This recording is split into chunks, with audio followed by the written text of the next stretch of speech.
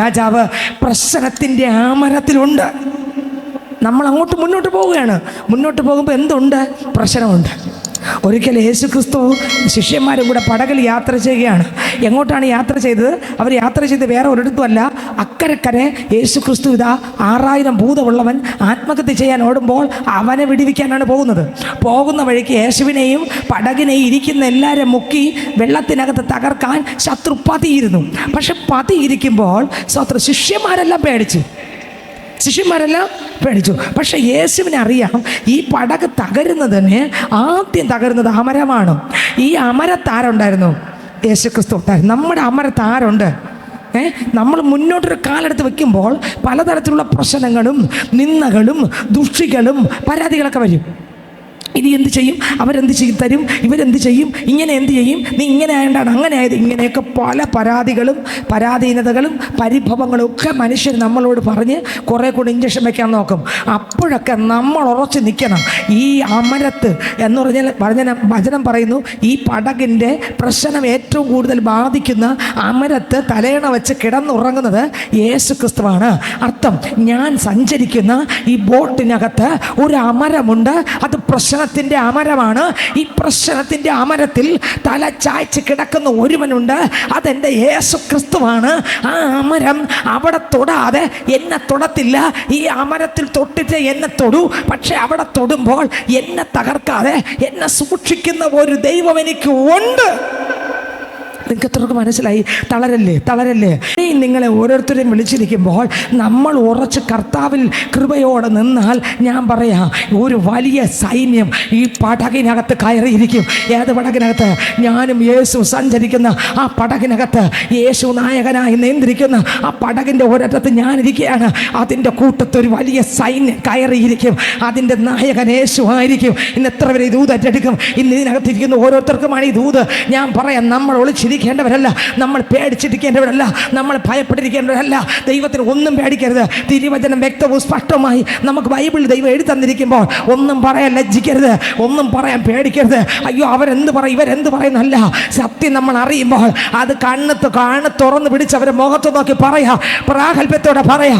ഒപ്പം ആ വചനത്തിൽ മുറുകെ പിടിച്ച്, ഇല്ല ഞാൻ ഇനി ഇത്രയും വർഷവും ഇടത്തോട്ടും വലത്തോട്ടും ബാക്കിലോട്ടൊക്കെ തിരിഞ്ഞു നോക്കി, പക്ഷെ ഞാൻ വീണ് പോകുന്നതല്ലാതെ എനിക്ക് മുന്നോട്ട് പോകാൻ സാധിക്കുന്നില്ല. ഇനി എൻ്റെ ആരാധന സത്യത്തിലും ആത്മാവിലും, ഇനി എൻ്റെ കൂട്ടായ്മ ബന്ധം യേശുവായിട്ട്, ഇനി എൻ്റെ ജീവിതം യേശുവായിട്ട്, ഇനി അങ്ങോട്ട് ഇടത്തോട്ടോ പുറകോട്ടോ വലത്തോട്ടോ ഇല്ല.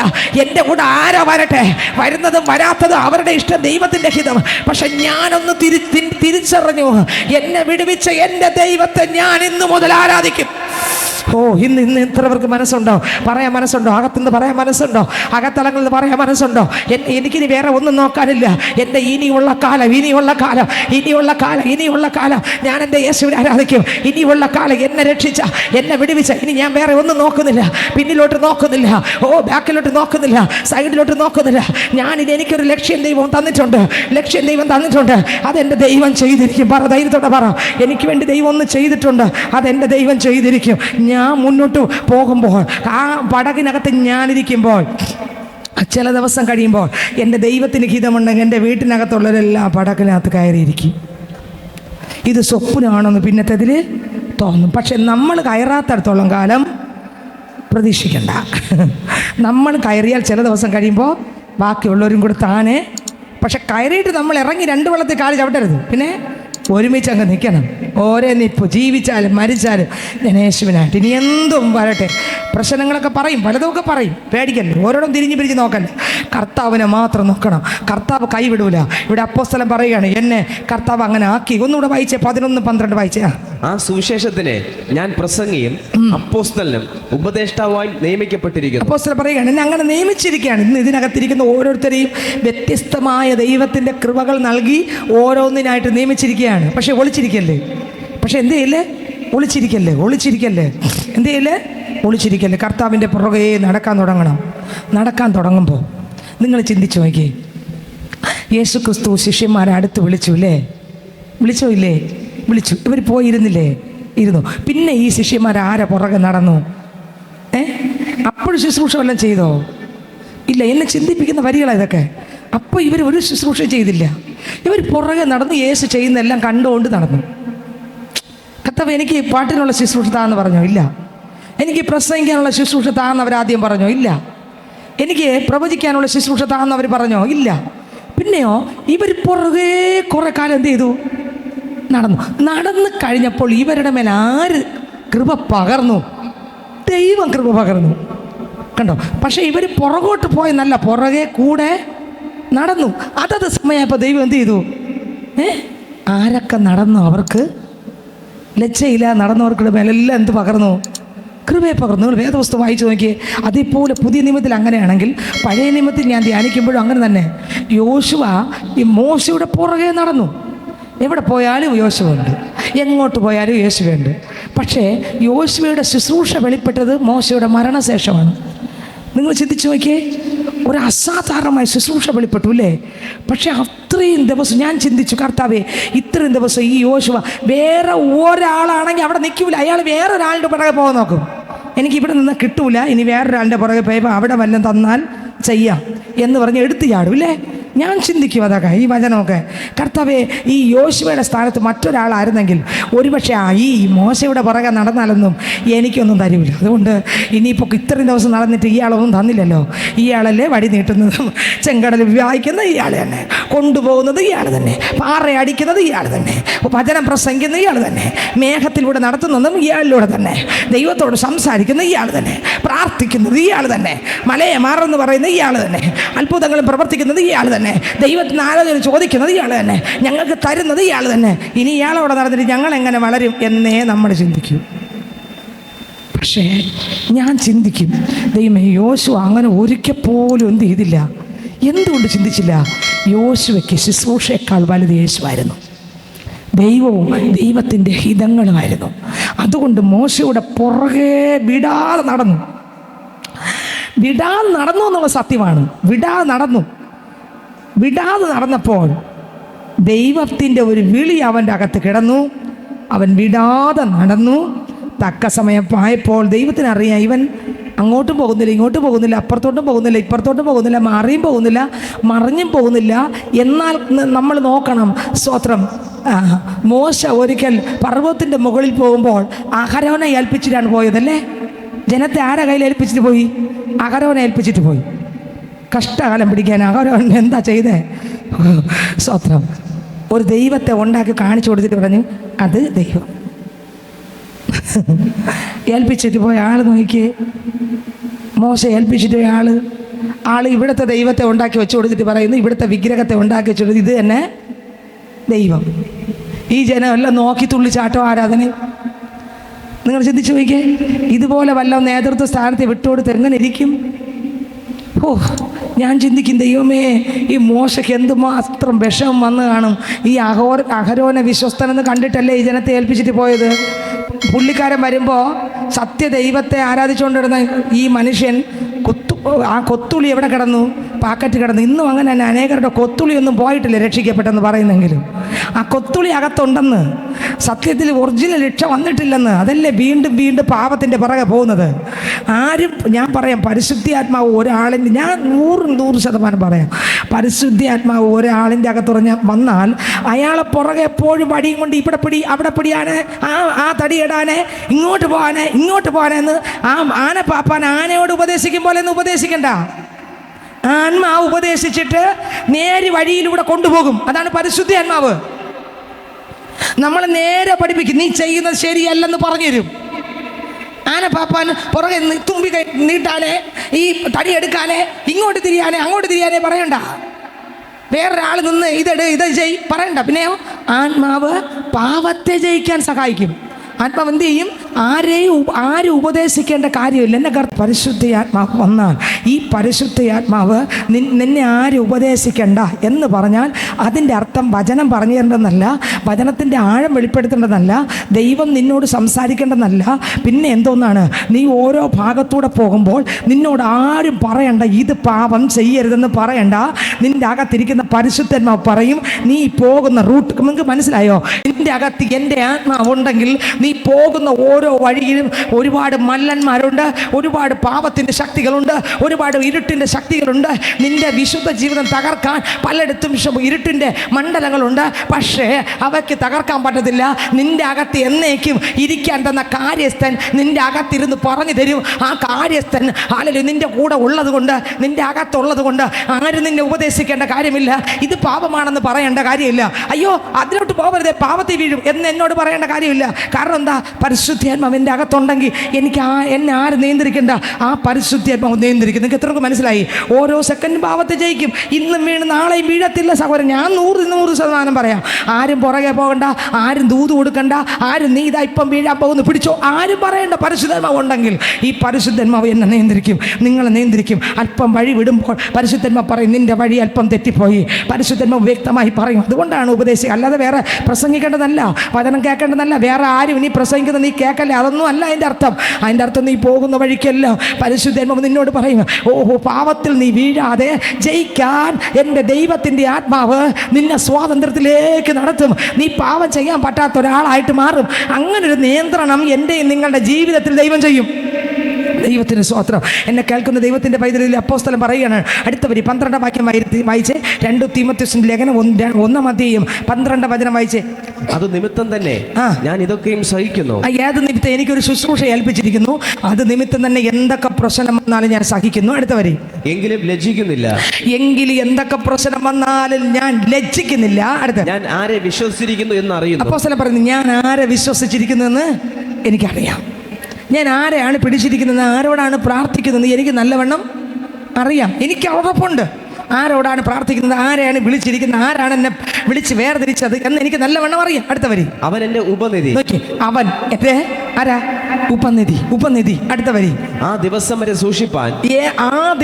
സൂക്ഷിപ്പാൻ, ശക്തൻ എന്ന് ഉറച്ചുമിരിക്കുന്നു. ഭൂമിയിലെ മരണം വരെയും അതിനുശേഷവും ശുശ്രൂഷയുടെ ഓരോ ഭാഗത്തിലും ജീവിതത്തിന്റെ എല്ലാ മേഖലയ്ക്കകത്തും ഏതൊക്കെ ഭാഗത്തൂടെ പോകുമ്പോഴും എന്നെ നിങ്ങളെ നിയന്ത്രിക്കാൻ ഒരുവനുണ്ട്. അതാരാ? യേശു ക്രിസ്തു. ആ ശക്തനുണ്ട്. ആ പരിശുദ്ധാത്മാവിന്റെ ആലോചന അനുസരിച്ച് മുന്നോട്ട് പോയാൽ ഞാൻ പറയാം, ഒരിക്കലും എന്നെ നിങ്ങളെ തകർക്കാൻ ഒരു ശക്തിക്കും, ഒരു അന്ധകാര ശക്തിക്കും, ഒരു വ്യക്തിക്കും, ഒരു ഇരുട്ടിനും ഒരു ഇരുട്ടിനും നോക്കണ്ട, തിരിഞ്ഞു നോക്കണ്ട. അത്രയ്ക്ക് ആത്മാവ് നമ്മളെ നിയന്ത്രിച്ചുകൊണ്ടേയിരിക്കും. അതാണ് 1 യോഹന്നാൻ ലേഖനം 2:27 വാക്യം വായിക്കുമ്പോൾ, അവനാൽ പ്രാപിച്ച അഭിഷേകം നിങ്ങളിൽ വസിക്കുന്നു. ആരും നിങ്ങളെ ഉപദേശിപ്പാൻ ആവശ്യമില്ല. അവൻ്റെ അഭിഷേകം നിങ്ങൾക്ക് സകലവും ഉപദേശിച്ച് തരികയാലും അത് പോഷ്കല്ല, സത്യം തന്നെ ആയിരിക്കാലും അത് നിങ്ങളെ ഉപദേശിച്ചതുപോലെ നിങ്ങൾ അവനിൽ വസിപ്പീൻ. കണ്ടോ അല്ലേ? വാക്യം നോക്കിയേ. 1 യോഹന്നാൻ ലേഖനം 2 അധ്യായം 27 വാക്യം. ഈ വചനത്തിൻ്റെ അർത്ഥം ഒരുപാട് ദിവസം ഞാൻ ചോദിച്ചു, കർത്താവേ അപ്പോൾ എന്നോട് പറഞ്ഞത് ആരും ഉപദേശിക്കേണ്ട കാര്യമില്ല എന്ന് പറഞ്ഞാൽ പ്രസംഗം കേൾക്കേണ്ടതല്ല, ദൈവത്തിൻ്റെ അടുത്തിരുന്ന ആലോചന കേൾക്കേണ്ടതല്ല, എനിക്കിനി പരിശുദ്ധാത്മാവുണ്ട് പള്ളി പോകേണ്ടതല്ല, പിന്നെ കൂട്ടായ്മ ഭവനാരാധനയ്ക്ക് പോകണ്ട, എനിക്ക് പരിശുദ്ധാത്മാവുണ്ട് വീട്ടിൽ ഇരുന്ന് അങ്ങ് പ്രാർത്ഥിച്ചാൽ പോരെ എന്നല്ല അതിൻ്റെ അർത്ഥം. പിന്നെ എന്നോട് പറഞ്ഞു, മക്കളെ എൻ്റെ ആത്മാവ് നിൻ്റെ അകത്തുണ്ടെങ്കിൽ നീ പോകുന്ന ഏത് ഇരുട്ടിൻ്റെ മേഖലയിലൂടെ നീ പോകുമ്പോഴും ആ ഇരുട്ടിനകത്ത് നീ ഒരു വെളിച്ചമായിരിക്കും. നീ ആ പാപം ചെയ്യുമെന്നല്ല, ആ പാപത്തിനകത്ത് നിനക്ക് ചെയ്യാൻ പറ്റാതെ നീ രക്ഷ പ്രാപിക്കുമെന്ന് അതിൻ്റെ അർത്ഥം. പരിശുദ്ധ ആത്മാവ് പാപത്തിൽ നിന്ന് നിനക്ക് സ്വാതന്ത്ര്യം തരും. ആ പാപം നിനക്ക് ചെയ്യാൻ പറ്റത്തില്ല. ആ ഇരുട്ടിൽ 100 കണക്കിന് ആൾക്കാർ കിടക്കുമ്പോൾ നീ ഒരു വെളിച്ചമായി അവിടെ ജയിക്കും. ഹല്ലേലൂയ. പലരും മോശം വാക്ക് സംസാരിക്കും, നിന്റെ ചുറ്റും നിൽക്കുന്ന എല്ലാവരും ഒരുപോലെ മോശം വാക്ക് സംസാരിക്കും, പക്ഷെ നിന്റെ വായിൽ നിന്ന് വരത്തില്ല. ചിലപ്പോൾ നിന്റെ അടുത്ത് ചുറ്റും നിൽക്കുന്ന ഒരു കൂട്ടം പേർ മറ്റുള്ളവരെ സ്വത്രം എല്ലാവരെയും പരിഹസിച്ച് ഒറ്റപ്പെടുത്തും, പക്ഷെ നിനക്കത് ചെയ്യാൻ പറ്റത്തില്ല. കാരണം നിന്റെ അകത്ത് ആത്മാവുണ്ട്, നിന്റെ അകത്ത് പരിശുദ്ധാത്മാവുണ്ട്. തീർന്നില്ല. ഹല്ലേലൂയ. മറ്റുള്ള എല്ലാവരും പല പാപത്തിലേക്കും പോകും, പക്ഷെ നീ പോകത്തില്ല. മറ്റുള്ള എല്ലാവരും ഉടക്കാൻ പോകും, പക്ഷെ നീ പോകത്തില്ല. കാരണം എന്താ? നിന്നെ ഉടക്കാനല്ല എൻ്റെ അഭിഷേകം തന്നത്, പിന്നെയോ ക്ഷമിക്കാനാണ് അഭിഷേകം തന്നത്. നീ അതിൻ്റെ പുറകെ പോകത്തില്ല. നീ എൻ്റെ ആത്മാവിനാൽ നിറഞ്ഞ് അവിടെ സൈലൻ്റായിട്ട് നിൽക്കും. അപ്പോൾ നീ സൈലൻ്റായിട്ട് നിൽക്കുമ്പോൾ വയലൻ്റായിട്ട് വരുന്ന പ്രശ്നങ്ങൾ സൈലൻ്റായിട്ട് നീങ്ങിപ്പോകും. ഹല്ലേലൂയ. വലിയ പ്രശ്നങ്ങളൊക്കെ നമ്മുടെ ജീവിതത്തിൽ വരും, വലിയ പ്രതിസന്ധികളൊക്കെ വരും, നമ്മളെ മുക്കി ഇപ്പം കൊല്ലൂ എന്ന് പറഞ്ഞ് വരും. പക്ഷെ സൈലൻ്റ് ആക്കി കൊടുത്താൽ, മുട്ടുമടക്കിയാൽ ഒരു പ്രശ്നം വരാതെ എന്ത് ചെയ്യണം? ഓരോ സെക്കൻഡും ആത്മാവിൽ നിറഞ്ഞ് മുന്നോട്ട് പോകണം. പ്രത്യേകിച്ച് എന്നെക്കുറിച്ച് നിങ്ങളെക്കുറിച്ച് ദൈവത്തിൻ്റെ ഉദ്ദേശം നമ്മളെ ബന്ധുക്കൾ, നമ്മുടെ വീട്ടുകാർ, നമ്മുടെ നാട്ടുകാർ നമ്മളെ നോക്കുന്നുണ്ട്. നമുക്കൊരു സാക്ഷ്യം വേണം. നമ്മുടെ സാക്ഷ്യം നഷ്ടപ്പെട്ടു പോകരുത്. എന്തൊക്കെ എത്ര വില കൊടുത്തായിരുന്നാലും സാക്ഷ്യം നിലനിർത്തിക്കൊള്ളണം. ആരൊക്കെ എന്തൊക്കെ പറഞ്ഞിട്ടോ കുഴപ്പമില്ല, അത് നമ്മുടെ വിഷയമല്ല. ഓരോരോ പാവം ചെയ്യാതിരിപ്പാ. ദൈവം എനിക്ക് നിങ്ങൾക്ക് കൃപ തരട്ടെ. ഓരോ സെക്കൻഡും ഒരു ജയ ജീവിതം നയിപ്പാൻ ദൈവം കൃപ തരട്ടെ. സഹോദരങ്ങളെ, ഇവിടെ പറയുന്നു, അപ്പോസ്തലൻ പറയുന്നു, ഞാൻ ഇതിൽ വായിച്ച് 27 വാക്യം വായിച്ചേ, 1 യോഹന്നാൻ 2-ാം അധ്യായം അതിൻ്റെ 27 വാക്യം വായിച്ചിട്ട് 2 കാര്യങ്ങൾ നമുക്ക് ധ്യാനിക്കണം. വായിച്ചേ. അവനാൽ പ്രാപിച്ച അഭിഷേകം നിങ്ങളിൽ വസിക്കുന്നു, ആരും നിങ്ങളെ ഉപദേശിപ്പാൻ ആവശ്യമില്ല. കണ്ടോ, എന്നിൽ വസിക്കുന്നു, എൻ്റെ കൂടെ താമസിക്കുന്നു പറഞ്ഞേ. ഈ പരിശുദ്ധാത്മാവ് എൻ്റെ കൂടെ താമസിക്കുന്നു. എല്ലാവരും പറഞ്ഞേ, ഈ പരിശുദ്ധാത്മാവ് ദൈവം തന്ന മക്കളെല്ലാവരും പറ, അനുജ് പറ, ദൈവം തന്ന പരിശുദ്ധാത്മാവ് എൻ്റെ അകത്ത് ഉണ്ട്. അത് വസിക്കുന്നു. പറ, വസിക്കുന്നു. ആ പരിശുദ്ധാത്മാവ് വസിക്കുന്നു. പാപത്തിൽ നിന്ന് എന്നെ രക്ഷിക്കാൻ പരിശുദ്ധാത്മാവിന് ശക്തിയുണ്ട്. ഞാനിനി പാപത്തിലേക്കല്ല യാത്ര ചെയ്യേണ്ടത്, ഞാൻ പരിശുദ്ധാത്മാവിൻ്റെ ഇഷ്ടപ്രകാരമാണ്. ഹല്ലേലൂയ. നമ്മൾ വിചാരിക്കുന്നു പരിശുദ്ധാത്മാവിനെ നമുക്ക് തന്നത് സ്വത്രം ഈ ലോകത്തിൽ ഒരു തിളക്കമായിട്ട് മാറാൻ വേണ്ടിയാണെന്ന്. സ്വത്രം യഥാർത്ഥത്തിൽ പരിശുദ്ധാത്മാവ് എനിക്ക് തന്ന എന്തിനാണെന്ന് ഞാൻ വ്യക്തമായിട്ട് മനസ്സിലാക്കണം. എന്തിനാണ് പരിശുദ്ധാത്മാവ് എനിക്ക് തന്നത്? ക്രിസ്തു ജീവിച്ച ജീവിതം ജീവിക്കാൻ. ഇതാണ് നമ്പർ 1. അന്യഭാഷ പറയാനല്ല തന്നത്. അന്യഭാഷ വേണ്ടെന്നല്ല, വേണം. അന്യഭാഷ എല്ലാവരും പറയണം. ആഗ്രഹമുണ്ട് എനിക്ക് എല്ലാവരും അന്യഭാഷയെ പറഞ്ഞ് സ്തുതിക്കുന്നത്. കാരണം കർത്താവിനോടാണ് പറയുന്നത്. പക്ഷെ പരിശുദ്ധാത്മാവ് എനിക്ക് തന്നത് അന്യഭാഷ പറയാൻ മാത്രമല്ല, പരിശുദ്ധാത്മാവ് എനിക്ക് തന്നത് യേശു ജീവിച്ചത് പാപമില്ലാതെ ജീവിച്ചതുപോലെ ഞാൻ ജീവിക്കാനാണ്. ലജ്ജിപ്പാൻ സംഗതിയില്ലാത്ത നല്ലൊരു ഫടനായി, പ്രതികൂലമില്ലെന്നല്ല, പ്രശ്നമില്ലെന്നല്ല, അതിൻ്റെ നടുവിലും ഹല്ലേലൂയ പ്രതിസന്ധികളോ പ്രതികൂലങ്ങളോ ഇല്ലെന്നല്ല, ഉണ്ട്. പ്രാർത്ഥിച്ച് ചിലപ്പോൾ എല്ലാം കിട്ടിയെന്ന് വരില്ല. എന്നാലും നിങ്ങൾക്ക് എത്ര പേർക്ക് മനസ്സിലായി? പ്രാർത്ഥിച്ചപ്പോൾ എല്ലാം കിട്ടിയില്ല, തളരല്ലേ? കർത്താവേ, അങ്ങേക്ക് ഇഷ്ടമുള്ളത് തന്നു, അങ്ങേക്ക് ഇഷ്ടമില്ല കിട്ടിയില്ല, ബാക്കിയില്ല, വേറെ ഒന്നുമില്ല. കണ്ടോ, കർത്താവിന് ഞാൻ പ്രാർത്ഥിച്ചു, പക്ഷേ എനിക്ക് കർത്താവ് തന്നില്ല എന്ന് പറഞ്ഞ് എനിക്കൊരു പരാതിയുമില്ല. കാരണം എന്താ? പരാതിയില്ലാത്ത കാര്യം എന്താ? ദൈവത്തിന് ഇഷ്ടമില്ല, നമ്മൾ തന്നില്ല, അത്രേ ഉള്ളൂ. നമുക്കതിന് പരാതിയില്ല, പരിഭവവും ഇല്ല. കർത്താവിന് ഇഷ്ടമുള്ളത് തന്നു, കർത്താവിന് ഇഷ്ടമല്ലാത്ത തന്നില്ല. ഓക്കെ, എന്നാലും അതിൻ്റെ നടുവിൽ എന്നെ ജയത്തോടെ നടത്തുന്ന ഒരു ദൈവം ഉണ്ട്. പേടിക്കണ്ട. ഹല്ലേലൂയ. അതിനകത്ത് ഒന്നുകൂടെ വായിച്ച 27 വായിക്കണം ഒന്നുകൂടെ. അവനാൽ പ്രാപിച്ച അഭിഷേകം നിങ്ങളിൽ വസിക്കുന്നു. എന്നിൽ എന്ത് ചെയ്യുന്നു? വസിക്കുന്നു. പറഞ്ഞ് താമസിക്കുന്നു. എൻ്റെ കൂടെ താമസിക്കുന്ന പരിശുദ്ധാത്മാവ്. വായിച്ചേ. ആരും നിങ്ങളെ ഉപദേശിപ്പാൻ ആവശ്യമില്ല എന്ന് പറഞ്ഞ അർത്ഥം പ്രസംഗം കേൾക്കേണ്ടതല്ല. വഴിതെറ്റരുത്.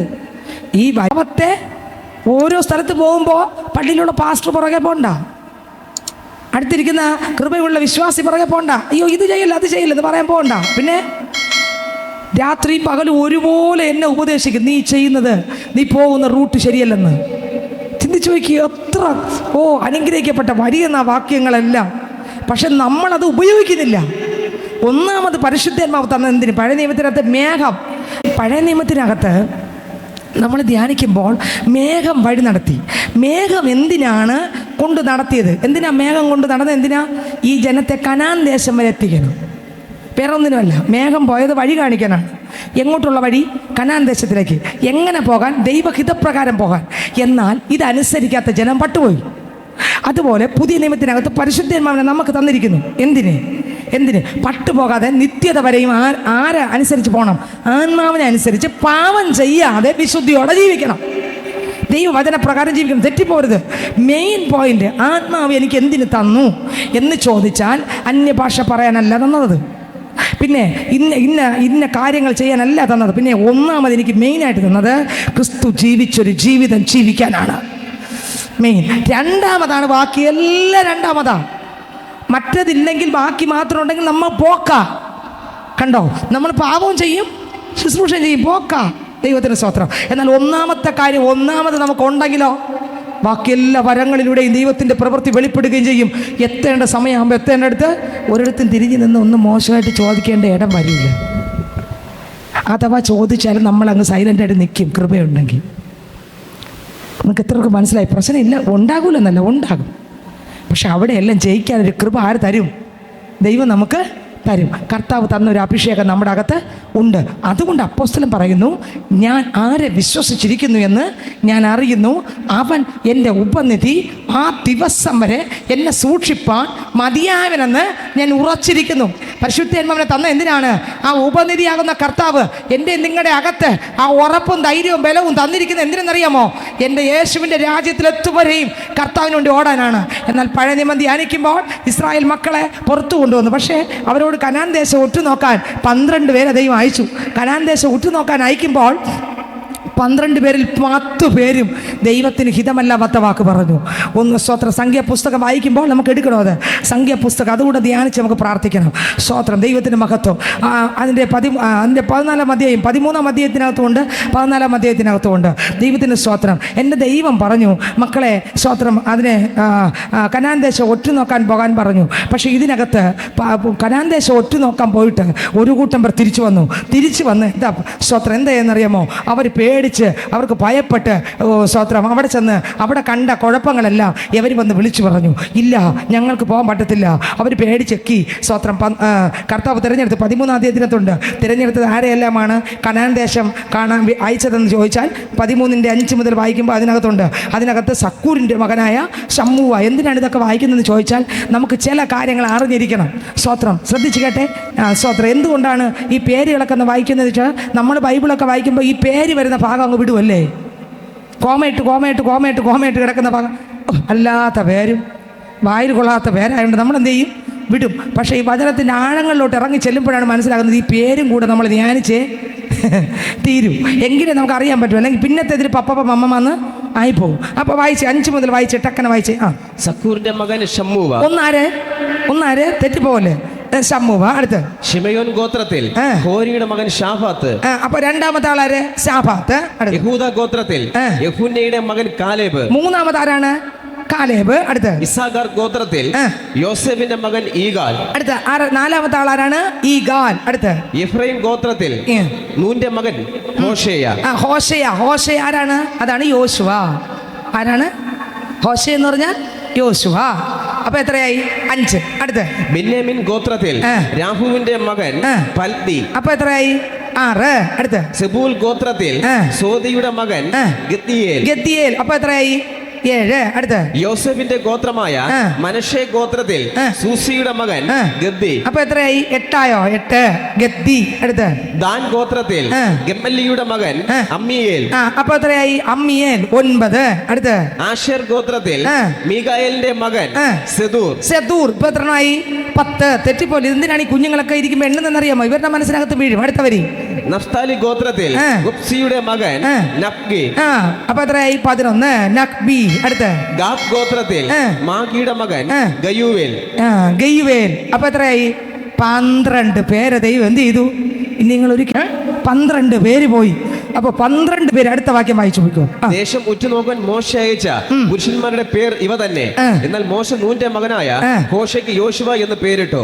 മോശ കനാൻ ദേശം മനസ്സിലായോ? പറഞ്ഞത് യോശുവയാണെന്ന് മനസ്സിലായോ? അടുത്ത് മോശ കനാൻ ദേശം ഉറ്റുനോക്കുവാൻ അവരെ അയച്ച് അവരോട്, നിങ്ങൾ ഈ വഴി തെക്കേ ദേശത്ത് ചെന്ന് മലയിൽ കയറി ദേശം ഏത് വിധമുള്ളത്, അതിൽ കൂടിയിരിക്കുന്ന ജനം ബലവാന്മാരോ ബലഹീനരോ ചുരുക്കമോ അധികമോ, അവർ പാർക്കും ദേശം നല്ലതോ ആകാത്തതോ, അവർ വസിക്കുന്ന പട്ടണങ്ങൾ പാളയങ്ങളോ കോട്ടകളോ, ദേശം പുഷ്ടിയുള്ളതോ പുഷ്ടി ഇല്ലാത്തതോ, അതിൽ വൃക്ഷം ഉണ്ടോ ഇല്ലയോ എന്നിങ്ങനെ നോക്കി അറിവീൻ. ശ്രദ്ധിക്കണേ. ഇപ്പൊ ഇതെവിടെ നോക്കി അറിയാനാ പറഞ്ഞേ? കനാൻ ദേശമല്ലേ ഒറ്റുനോക്കാൻ. ഇപ്പോൾ നമ്മൾ കൂടെ ഇരുന്ന് ഒറ്റു നോക്കണം. എവിടെ നോക്കും? കനാൻ ദേശത്താണോ? സ്വർഗമാണോ ഒറ്റു നോക്കേണ്ടേ? അല്ല. പിന്നെ ഇപ്പം ഒറ്റു നോക്കേണ്ടവരെ ശാലിനിയുടെ തല മണ്ട മുതൽ കാല് വരെ അകത്തും പുറത്തും ഉറ്റു നോക്കണം. അവിടെ ഏതൊക്കെ മല്ലന്മാരാണ് നിൽക്കുന്നത്. എൻ്റെ സ്വഭാവ ദൂഷ്യമിട്ട് എനിക്ക് കോപവും പകയും വിരോധവും വിദ്വേഷവും വെറുപ്പും ഒക്കെ ഉണ്ടെങ്കിൽ ഇന്ന് അതിനെ ചുട്ടെറിയാനുള്ളൊരു തീ പ്രാപിച്ചിട്ട് നിങ്ങൾക്ക് എത്രയൊക്കെ മനസ്സിലായി. ഇവിടെ ഇത് പഴയ നിയമാണല്ലോ, കഥയാണല്ലോ എന്ന് പറഞ്ഞ് ഇതൊക്കെ നടന്ന കാര്യമല്ല എന്ന് പറഞ്ഞിരിക്കാനല്ല. പിന്നെയോ ഒന്ന് ഉറ്റു നോക്കണം. എൻ്റെ ജീവിതത്തിനകത്ത് മുന്നോട്ട് പോകാൻ തടസ്സമായി എൻ്റെ ജീവിതത്തിനകത്ത് പൊങ്ങി നിൽക്കുന്ന പിശാചിൻ്റെ മണ്ഡലങ്ങളെയും ആ പാപത്തിൻ്റെ ശക്തികളെയും ഞാൻ ഇന്ന് ഈ വചനം കേട്ടുകൊണ്ടിരിക്കുമ്പോൾ തന്നെ തിരിച്ചറിയുകയും അവയെ കത്തിക്കാനുള്ള പരിശുദ്ധാത്മാവിന്റെ ശക്തി ദൈവത്തിൽ നിന്ന് പ്രാപിച്ച് ഈ വചനം കേട്ടോണ്ടിരിക്കുമ്പോൾ തന്നെ അവ എന്ത് ചെയ്യണം? തകർത്തെറിഞ്ഞിട്ടേ പോകാവൂ. അല്ലാതെ ഇവിടെ ഇരുന്ന് കേട്ടിട്ട് ഒരു പ്രയോജനവും ഇല്ല. ദൈവത്തിന് സ്വന്തം. അടുത്ത വരി വായിച്ചേ. നിങ്ങൾ ധൈര്യപ്പെട്ട് ദേശത്തിലെ ഫലങ്ങളും കൊണ്ടുവരുവിൻ എന്ന് പറഞ്ഞു. അവരോട് പറഞ്ഞു നിങ്ങൾ പോയി അതിനെ ഉറ്റുനോക്കണം. ഉറ്റുനോക്കിയിട്ട് സ്തോത്രം എന്തൊക്കെയാണ് അവിടുത്തെ എല്ലാ സിറ്റുവേഷനും എടുക്കണം. സിറ്റുവേഷൻ ആരൊക്കെ എടുത്തു? നമ്മുടെ സിറ്റുവേഷൻ ആരൊക്കെ എടുത്തു? എവിടെയൊക്കെയാണ് ഞാൻ തോറ്റുപോകുന്നത് സിറ്റുവേഷൻ? നിങ്ങൾ എവിടെയൊക്കെയാണ് ആത്മീക മണ്ഡലത്തിൽ തോറ്റുപോകുന്നൊരു സിറ്റുവേഷൻ? കർത്താവെ, എൻ്റെ സംസാരത്തിൽ തോറ്റുപോകുന്നു, എനിക്ക് ദേഷ്യം വരുന്നുണ്ട്, അവിടെ തോറ്റുപോകുന്നു. യേശുവെ, പകയുണ്ട്, അവിടെ തോറ്റുപോകുന്നു. എനിക്ക് പിണക്കമുണ്ട്, അവിടെ തോറ്റുപോകുന്നു. എനിക്ക് പല രീതിയിലുള്ള സ്വഭാവ ദൂഷ്യങ്ങളുണ്ട്, തോറ്റുപോകുന്നു. കർത്താവെ സ്തോത്രം, അത് കീഴടക്കാൻ കഴിയുന്നില്ല. എന്നാൽ ഇന്നത്തെ പകൽക്കാലം പരിശുദ്ധി ആത്മാവിനിൽ നിറയ്ക്കണം. എൻ്റെ കർത്താവെ, പഴയ നിയമത്തിനകത്ത് മേഘത്തിലൂടെ എൻ്റെ ദൈവം നടത്തി, പുതിയ നിയമത്തിനകത്ത് പാപത്തെ ജയിക്കാൻ പരിശുദ്ധാത്മാവ് തന്നു. എന്നാൽ ഈ ആത്മാവിൻ്റെ വർധനവിന് വേണ്ടി ഞാൻ പ്രാർത്ഥിക്കുകയോ ഞാൻ ദാഹിക്കുകയോ ചെയ്യാതെ എങ്ങനെ ഈ പാപത്തിന് എനിക്ക് ജയിക്കാൻ ദാഹിക്കണം. ദാഹിക്കുമ്പോഴാണ് ഈ പരിശുദ്ധി ആത്മാവ് രക്തത്താൽ കഴുകൽ പ്രാപിക്കുവാൻ യേശുവിൻ്റെ രക്തം ഞാൻ പറയുമ്പോൾ ആ രക്തം ഒഴുകി എന്നെ ശുദ്ധീകരിക്കുന്നത് പോലെ പാപത്തെ ജയിക്കാൻ പരിശുദ്ധി ആത്മാവിൽ ആശ്രയിക്കുമ്പോൾ ഈ പാപം പിന്നെ വരില്ലെന്ന് ഞാൻ 100% നിങ്ങൾക്ക് ഉറപ്പ് തരുന്നു. പരിശുദ്ധി ആത്മാവിൽ ആശ്രയിക്കുമ്പോൾ നമ്മുടെ അകത്ത് എന്നേക്കും വസിക്കുന്ന പരിശുദ്ധി ആത്മാവ് ആ പാപത്തെ ജയിച്ച് അത് ചെയ്യാൻ പറ്റത്തില്ല. ഞാൻ ഉറപ്പ് പറയുന്നു, പാപം ചെയ്യാൻ പറ്റത്തില്ല. ഹല്ലേലൂയ പറഞ്ഞേ. എത്ര ഒരു അംഗീകരിക്കുമെന്ന് എനിക്കറിഞ്ഞൂടാ. ഞാൻ ഒരു സത്യം പറയാം, യേശുപ്പച്ചൻ്റെ നമ്മുടെ അകത്ത് വന്ന ജീവിതത്തിനകത്ത് മാറ്റം വരും. മാറ്റമില്ലാത്തതൊന്നും ഒറിജിനലല്ല. ദൈവത്തിന് സ്തോത്രം. മാറ്റം വന്നിരിക്കും. കോപം പിടിച്ച് കെട്ടി വെക്കാൻ പറ്റുന്നില്ല. അതൊന്നും പറ്റാത്ത കോപം സിസ്റ്റർ, എനിക്ക് കോപമൊന്നും പിടിച്ച് കെട്ടി വെക്കാൻ പറ്റുന്നില്ല. ഒരു രക്ഷ അതെന്തോന്ന് കോപമെന്ന് പറ, പിടിച്ച് കെട്ടി വെക്കാൻ പറ്റാത്ത കോപം. അപ്പോൾ യേശുവിൻ്റെ പരിശുദ്ധാത്മാവിനെ അതിനെ കീഴടക്കാൻ പറ്റാത്ത കോപമാണ് നമുക്കുള്ള കോപം. അപ്പോൾ അതിൻ്റെ അർത്ഥം എന്താ? റിയലി ആ ആത്മാവിന് ഞാൻ കീഴടക്കുന്നില്ല. അത് എനിക്ക് എൻ്റെ മേൽ വരാനും അതിനെ ആ ആത്മാവിനാൽ എന്നെ നിയന്ത്രിക്കാനും ഞാൻ മുഴുവൻ ഏൽപ്പിച്ചു കൊടുക്കുന്നില്ല. അതാണ് സത്യം. അർത്ഥം, ആ കോപം എന്നിൽ നിന്ന് വിട്ടുപോകാൻ ഞാൻ വല്ലാതെ ദാഹിക്കുന്നുമില്ല, അതിനെനിക്ക് ആഗ്രഹവുമില്ല. എനിക്ക് ആഗ്രഹവും ദാഹവും ഉണ്ടെങ്കിൽ എന്ത് സംഭവിക്കും? ഈ കോപം എന്നോട്ട് പോവുക ചെയ്യും, ഇരിക്കില്ല. പക്ഷെ ഞാൻ ആഗ്രഹിക്കുന്നില്ല. ഇന്നും കോപിക്കും, നാളെയും കോപിക്കും, മറ്റന്നായും കോപം, അതിൻ്റെ വൃത്തൊന്നും കോപിക്കും. അപ്പോൾ കർത്താവ് പറഞ്ഞു, ഈ നിൻ്റെ അകത്ത് നിൽക്കുന്ന മല്ലൻ ആരാ? ഈ കോപം എന്ന മല്ലനാ. ഇത് നിന്നെ വളരാൻ വിടൂല, സമ്മതിക്കത്തില്ല. നിന്നൊരു ശുശ്രൂഷ ഉണ്ട് ചെയ്യാൻ. ഈ മല്ലൻ നിൽക്കുക. മല്ലനെ കീഴടക്കാത്തടത്തോളം കാലം ഫലപുഷ്ടിയുള്ളതൊന്നും കിട്ടൂല. ഏത് ഫലപുഷ്ടി? ക്രിസ്തുവിലുള്ളതാണ് ഫലപുഷ്ടിയുള്ളത്. ക്രിസ്തുവിൻ്റെ സ്വഭാവത്താൽ നിറഞ്ഞു വരുന്നതാണ് ഫലപുഷ്ടിയുള്ളത്. അത് വരണമെങ്കിൽ മല്ലൻ തകരണം. മല്ലനെ കീഴടക്കണമെങ്കിൽ ഞാൻ മുട്ടുപടക്കണം. അല്ലാത്തടത്തോളം കാലം പറഞ്ഞിരിക്കാം, മരണം വരെയും പാപം ചെയ്തിരിക്കും. അതേസമയം ദാഹിക്കുന്ന ഉള്ളങ്ങളെ ദൈവം എന്ത് ചെയ്യും? നിറച്ചിരിക്കും. ഈ ലോകത്തിൽ ഞാൻ എൻ്റെ കർത്താവ് എന്നെ പഠിപ്പിച്ച കാര്യം ഞാൻ പറയാം. നമ്മൾ എന്നും ഇതിനെ ജയിക്കണം എന്ന് പറഞ്ഞുകൊണ്ടല്ല ഇരിക്കുന്നത്. പിന്നെ ആ പറഞ്ഞതിനടുത്ത് ജയം കാണണം പിറ്റെന്ന്. പിന്നെ 2 ദിവസം കഴിഞ്ഞ് വീണ്ടും വരണമെന്നല്ല. അവനെ കീഴടക്കം. അവൻ ഈ തല പൊക്കരുത്, പൊങ്ങൂല. ഓ ഹല്ലേലൂയ. ഇങ്ങനൊരു ദാഹം, ഇങ്ങനൊരു ആവേശം, ഇങ്ങനൊരു വല്ലാത്ത ഒരു പിടയൽ എനിക്ക് നിങ്ങൾക്ക് ഇല്ലാത്തടത്തോളം കാലം എന്നും പാപം ചെയ്ത് ജീവിതത്തിൽ അശുദ്ധിയോടെ ഉറ്റുനോക്കി കഴിഞ്ഞ് മടങ്ങി വന്നു. 40 ദിവസം കൊണ്ട് ദേശം എന്ത് ചെയ്തു? ഉറ്റുനോക്കി മടങ്ങി വന്നെടുത്ത് അവർ യാത്ര ചെയ്ത് പാരാൻ മരുഭൂമിയിലെ കാദേശിൽ മോശയുടെയും അഹരോന്റെയും ഇസ്രായേൽ മക്കളുടെ സർവ്വസഭയുടെ അടുക്കൽ വന്ന് എല്ലാവരും അടുത്ത് വന്നു. ഇവർ ഉറ്റുനോക്കിയിട്ട് വന്നു. അവരോടും സർവ്വസഭയോടും വർത്തമാനം അറിയിച്ചു. ദേശത്തിലെ ഫലങ്ങളും അവരെ കാണിച്ചു. അവർ അവനോട് വിവരിച്ചു പറഞ്ഞതെന്തെന്നാൽ, നീ ഞങ്ങളെ അയച്ച ദേശത്തേക്ക് ഞങ്ങൾ പോയി. അത് പാലും തേനും ഒഴുകുന്ന ദേശം തന്നെ. അതിലെ ഫലങ്ങൾ ഇതാ. എങ്കിലും പാലും തേനും ഒഴുകുന്ന ദേശമൊക്കെ തന്നെ നമ്മൾ പറയുന്ന ഒരു വരിയുണ്ട്. ശരിയാണ്, യേശുവിലൂടെ വരുന്ന ഫലങ്ങളെല്ലാം നല്ല ഫലങ്ങളാണ്. ശരിയാണ്, അവിടെ നല്ല നീറ്റ് ഫലങ്ങളാണ് ക്രിസ്തുവിലൂടെ വരുന്നത്. പക്ഷേ എനിക്കത് പ്രാപിക്കാൻ പറ്റൂല, എന്നെ കൊണ്ട് പറ്റൂല. ഇത് പറയുന്നത് നമ്മൾ പറയാത്തില്ലേ? പറയും. എന്നിൽ അത് വരൂല. എന്താ വരാത്ത? എനിക്ക് അതിനുള്ള ആഗ്രഹമില്ല, പേടിയും, എനിക്ക് പാപം ചെയ്യാനുള്ള ആഗ്രഹവും, ജഡത്തോടുള്ള ഇഷ്ടമാണ് ഈ പറയുന്നതെല്ലാം. ഇതെല്ലാം ദാഹം കൊണ്ടല്ല ഇവർ പറയുന്നത്. ജഡത്തിൽ ആശ്രയിച്ചൊരു ചിന്ത വരുന്നതുകൊണ്ടാണ് ഞങ്ങളെ കൊണ്ട് പറ്റില്ല. അവിടെ നല്ലതുണ്ട്, ഫലമെല്ലാം ഉണ്ട്, പക്ഷെ അവിടെ കുഴപ്പങ്ങളും ഉണ്ടെന്ന് പറഞ്ഞാൽ എൻ്റെ യേശുവിലുള്ളത് പ്രാപിക്കുന്ന വാഗ്ദത്തം ബൈബിളിലുണ്ട്. പക്ഷേ ഈ വാഗ്ദത്തം ഞാൻ പ്രാപിക്കണമെങ്കിൽ എന്നെ മരിക്കാനും മുട്ടുമടക്കാനും ഏൽപ്പിച്ചു കൊടുക്കുകയും വേണം. ഈ പാപത്തെ ജയിക്കാൻ ആത്മാവിൽ ഞാൻ ഓരോ സെക്കൻഡ് നിറയുകയും വേണം. വല്ലാണ്ട് ഇതിൽ ജയിച്ച് ഇന്ന് വന്നത് വരൂല എന്ന് എൻ്റെ ജീവിതത്തിനകത്ത് തീരുമാനം, ഉറപ്പും ധൈര്യവും വരികയും വേണം. പക്ഷേ ഇതില്ലാത്തടത്തോളം കാലം ഞാൻ പറയും എനിക്ക് ഒരിടത്തും നിൽക്കാൻ പറ്റില്ല. അവിടെ പോയാൽ ഞാൻ പാപം ചെയ്യും, ഇവിടെ പോയാൽ ഞാൻ പാപം ചെയ്യും, ഇങ്ങനെ പോയാൽ ഞാൻ പാപം ചെയ്യും. ഇങ്ങനെ ഇവരെ പോലെ പേടിച്ച് മാറും. ഇത് വരാണ്ടിരിക്കണമെങ്കിൽ എന്ത് ചെയ്യണം? ആത്മാവിൽ ആശ്രയിച്ച് എനിക്കൊരു ദാഹം വേണം. നിങ്ങൾക്ക് എത്ര പേർക്ക് ഇത് വെളിപ്പെടുന്ന എനിക്ക് അറിഞ്ഞൂടാ. അല്ലെങ്കിൽ ഇന്ന് ചെയ്ത് നിങ്ങൾ നാളെയും ചെയ്യും, ഉറപ്പാ. വായിച്ച അടുത്ത വരി. എങ്കിലും ദേശത്ത് പാർക്കുന്ന ജനങ്ങൾ ബലവാന്മാരും പട്ടണങ്ങൾ ഏറ്റവും ഉറപ്പും വലിപ്പവും ഉള്ളവയും ആകുന്നു. ഞങ്ങൾ അനാക്കിന്റെ പുത്രന്മാരെയും അവിടെ കണ്ടു. നോക്കിയേ, ഞങ്ങൾ അവിടെ പോയപ്പോൾ ആരെ കണ്ടു? നിങ്ങൾ ദേശം ഉറ്റു നോക്കി. എത്ര പേരുണ്ട് ദേശം ഉറ്റു നോക്കി? എവിടെ ഇരുന്ന് ആരൊക്കെ ഉറ്റു നോക്കി? സിസ്റ്ററെ, ഏത് ദേശം ഉറ്റു നോക്കാൻ? ഞാൻ എങ്ങോട്ട് ഉറ്റു നോക്കാൻ?